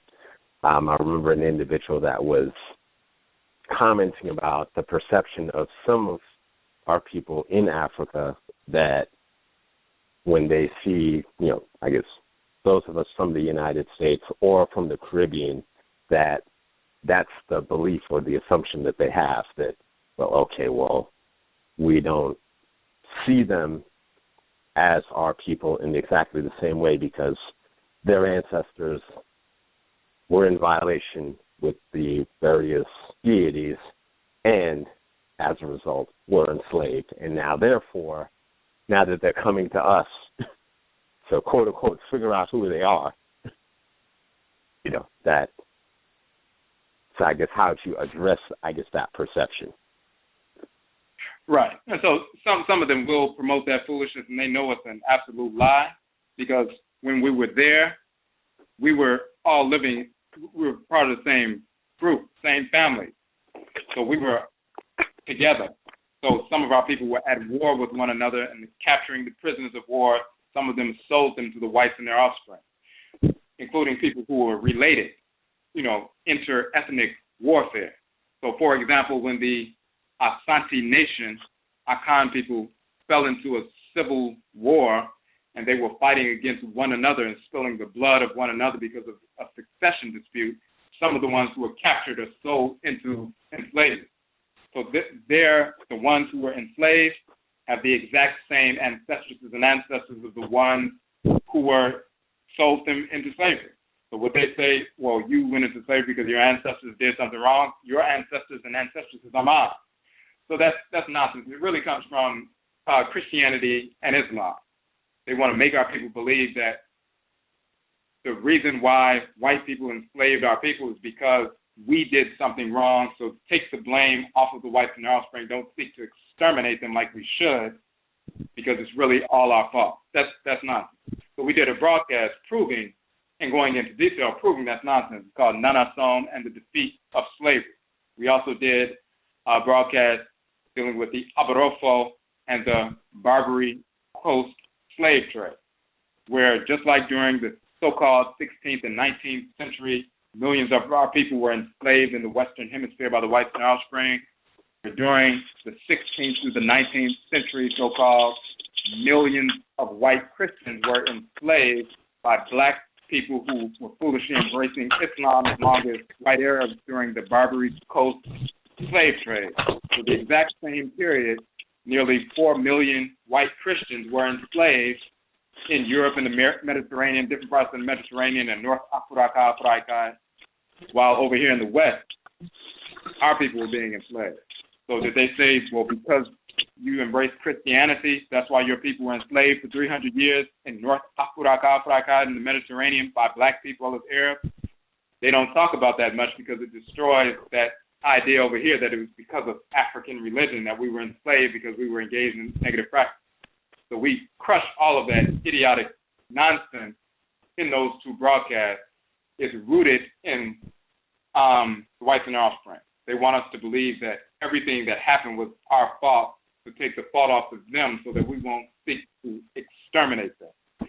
And then Negroes on the continent who embrace white culture promote that same idea to make it appear that we were the ones who were at fault. So therefore, we must come and serve them. We must bring them funds. We must come up under their direction. We must come up under their guidance and supervision, become deputized by them and all this other nonsense. Our people on the continent are our brothers and sisters. They are not our mothers and fathers. I have a mother, I have a father, I have grandparents, I have great-grandparents. They are not them. So I don't need a mother, a father, or great-grandparents. I have that.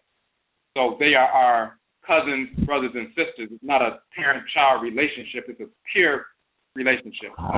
We're on the same level. So anybody who doesn't recognize that, then we're not connecting like that. They think it's going to be a master-slave, parent-child relationship. They're out of their mind. So we don't play that nonsense. So, but all of that kind of mindset is born of Negroes who are infected with white culture. So what we're doing, of course, is bringing out real culture, and it's based on the blood circle. Again, it's the soil to the soul. And we carry this culture within our blood circle, in our crop, even before we get inside of the womb. So we're born with it. Oh, because I take it that would explain what I've been seeing on certain commentary on Facebook with some people that, like, they were directly from the continent and they may have recently emigrated over here to the United States. And it issues with respect to, I guess, those of us that have been in the United States for several generations, it seems the Continentals are actually siding with the white supremacist structure here, in that it's almost like they're looking down on these other people are like, well, look, look at what you have access to here and all these other things. And it seems like, okay, while they want to look at, I guess, enslavement here, but ignoring the colonization that took place that then caused them to leave their home and to immigrate over here.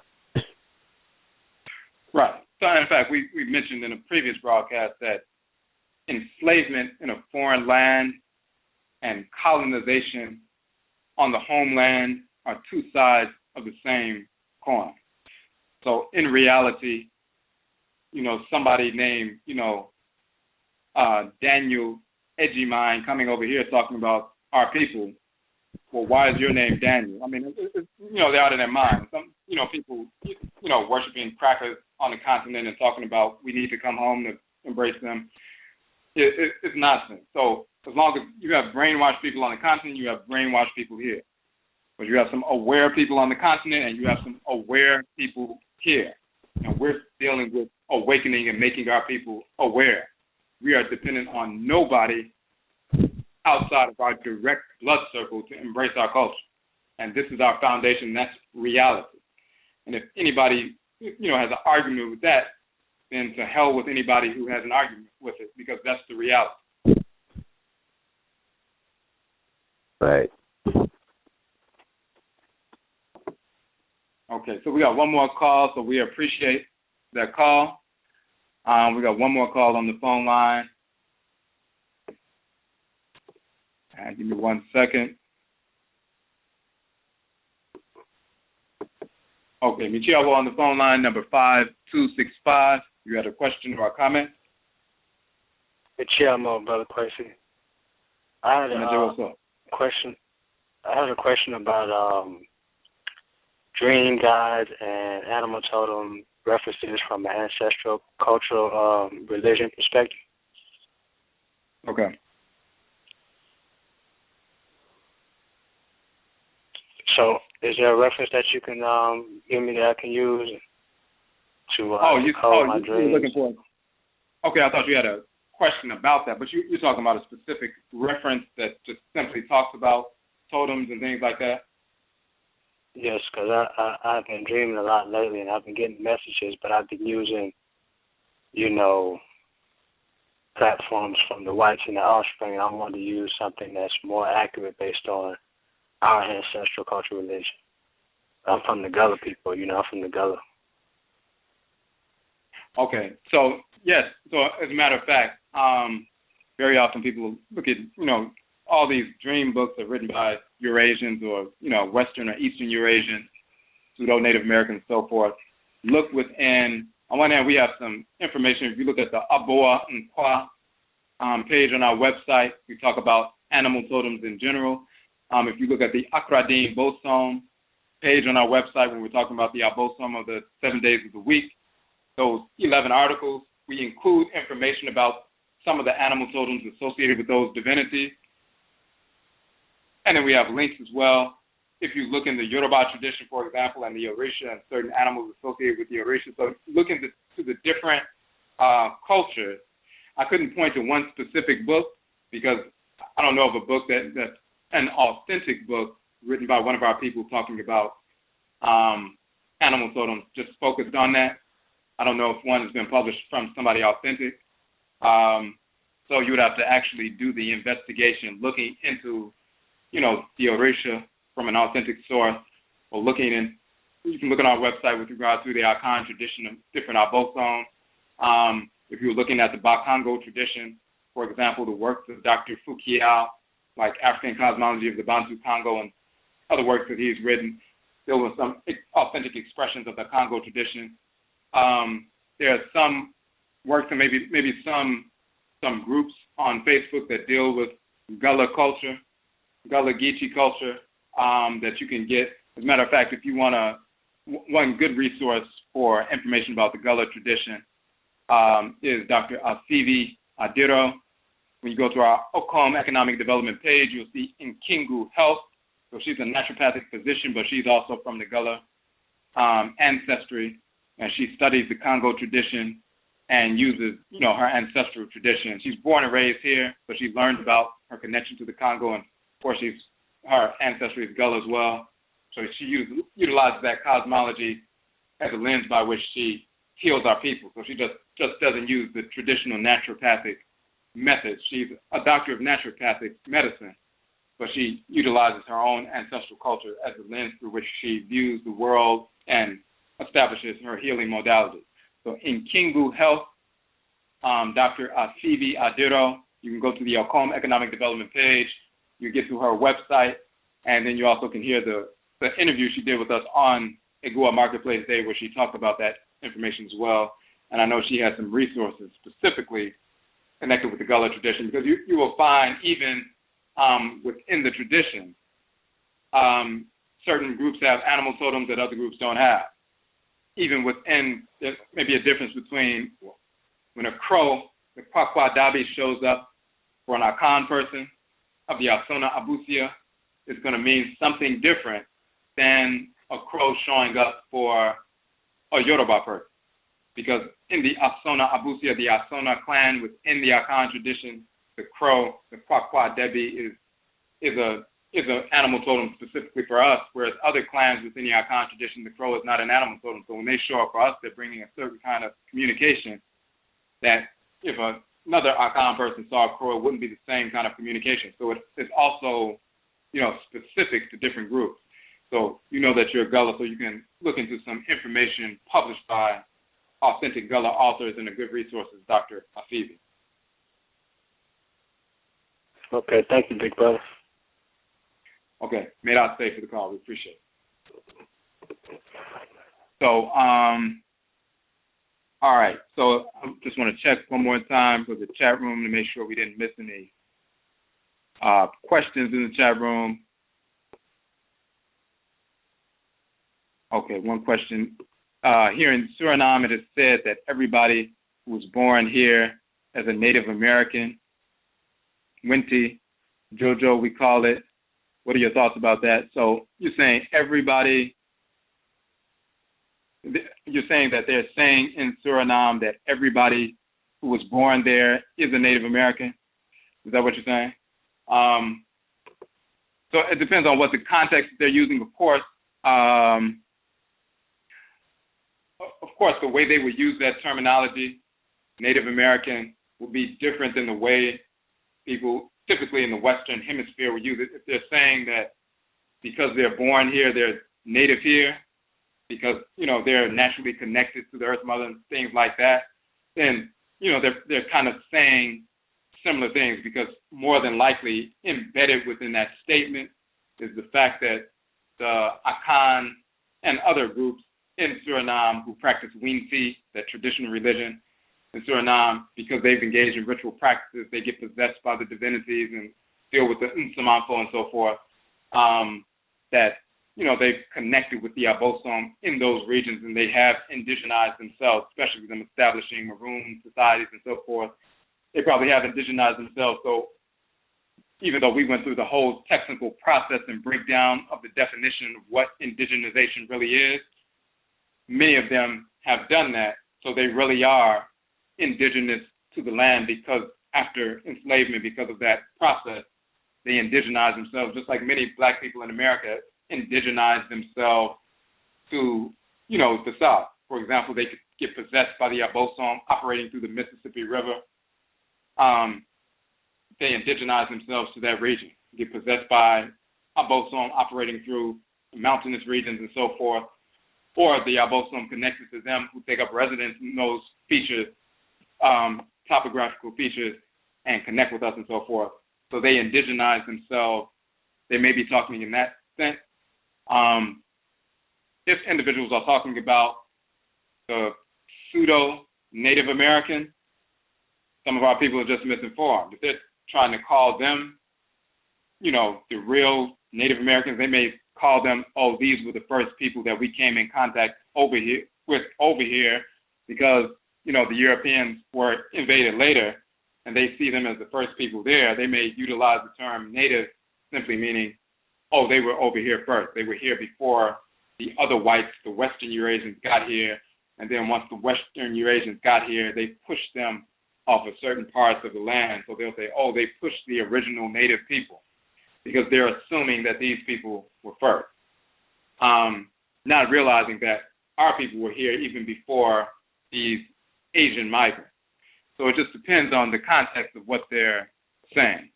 But the ones who are dealing with the actual forces in nature in that region, of course, they have indigenized themselves. And those who are dealing with those deities and dealing with their Nsamanfo and then come in contact with these pseudo-natives who are calling themselves indigenous and so forth, they will notice a clear distinction between us and them. They will notice a clear distinction between our Nsamanfo and the deceased relatives of those white Asians. And they will know these as spirits of disorder. You always have individuals, of course, engaged in perversity, mixed with some of these individuals and trying to incorporate them in their families and stuff like that. Just like you have Negroes here in North America who copulated with the whites in their offspring. You have Negroes on the continent who've done the same thing. You had that happening, when the Greeks invaded ancient Kemet and the Romans invaded ancient Kemet and so forth. You have that miscegenation, that pollution. And when that pollution occurs, then they start trying to endear themselves to the people they allow to pollute them, and they try to endear their deceased relatives to the people and say, well, their spirits are nice just like ours are, and they start trying to endear them because those perverse spirits are parasites and they need a host. And we talked about that in a previous broadcast. When the whites and offspring engage in quote-unquote nice behavior, they're parasites latching on to a host, trying to suck the blood out of the host. They're trying to play the quote-unquote good cop, bad cop.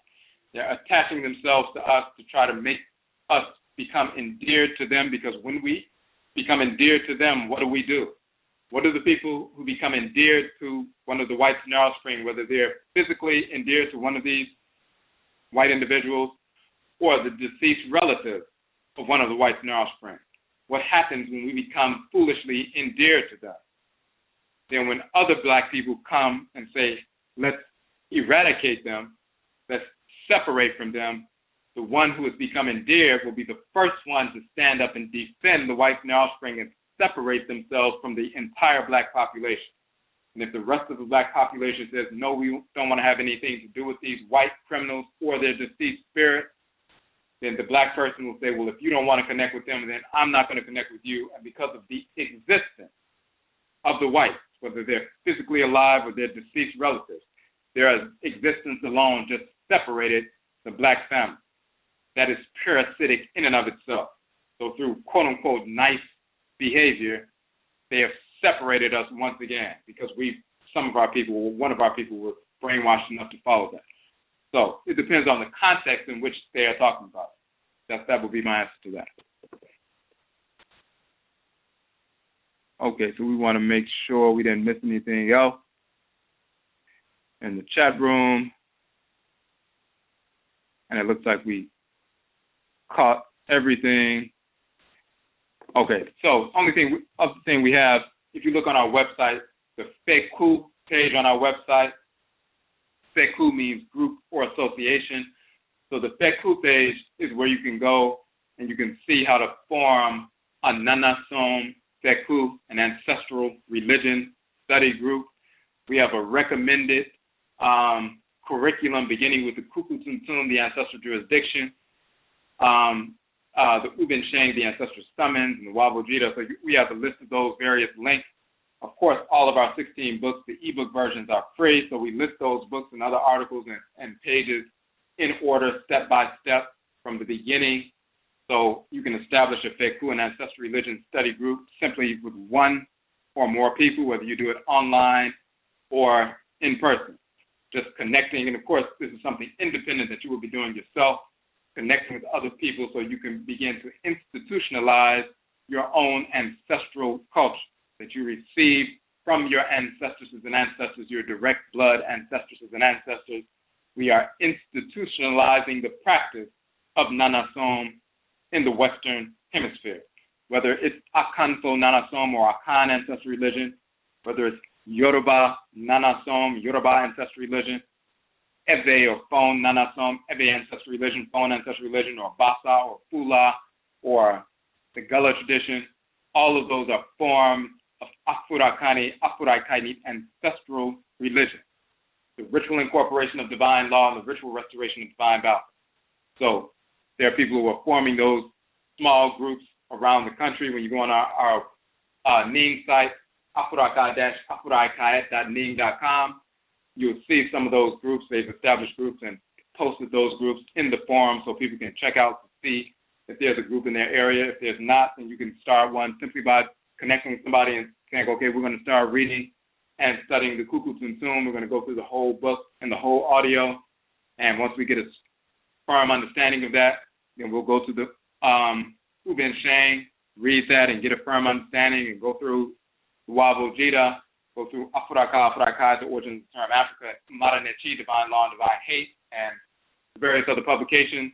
And at the same time, you're also engaging your own Nsamanfo individually, connecting, establishing your ancestral shrine, dealing with the shrine for your Kra, your Krawa, and so forth. So we are talking about the institutionalization of ancestral religion, which animates ancestral culture, which both support Ama Ancestral or nation building restoration. So when you go to the Feku page on our website, you see not only that whole process, which is simply decide you're going to establish that, the curriculum itself, the links to the various works. You also see the 2-hour broadcast we did on Feku, institutionalizing or institutional path to overcoming institutionalized oppression or eradicating institutionalized oppression. They have institutions of so-called white supremacy. We have our own institutions where we fight institutions with institutions just like we fight individuals with individuals and groups with groups. So this is the means by which to do that. If you'd like to order the softcover versions of our books to support the work that we are doing, they only range between $8 and $11. We have 16 books we've published, and we have more coming out very soon. The ebook versions are free. Any order of 10 or more of the softcover versions of the books is automatically 30% off. And we also have an option whereby if you would like to sell the softcover books to generate money for yourself, income for yourself, you can go to the Nhoma page, the publications page, and see that information as well. And you're simply ordering 30% off and then selling them full price. So go to the Nhoma page, the publications page, to order your softcover books, as well as to see the information about becoming a distributor if you would like to do that as well. And of course, those who are distributors are independent. You're not working for us, you're working for yourself, making your own schedule and so forth. You're simply purchasing the books wholesale from us and then distributing them and selling them retail in your region. So again, Yedase, we thank you for tuning in to the show. We will be back on tomorrow. Check our website for the information about the Egua Marketplace show that we will have tomorrow. And again, Yebeshia Bio, we will meet again. That's up.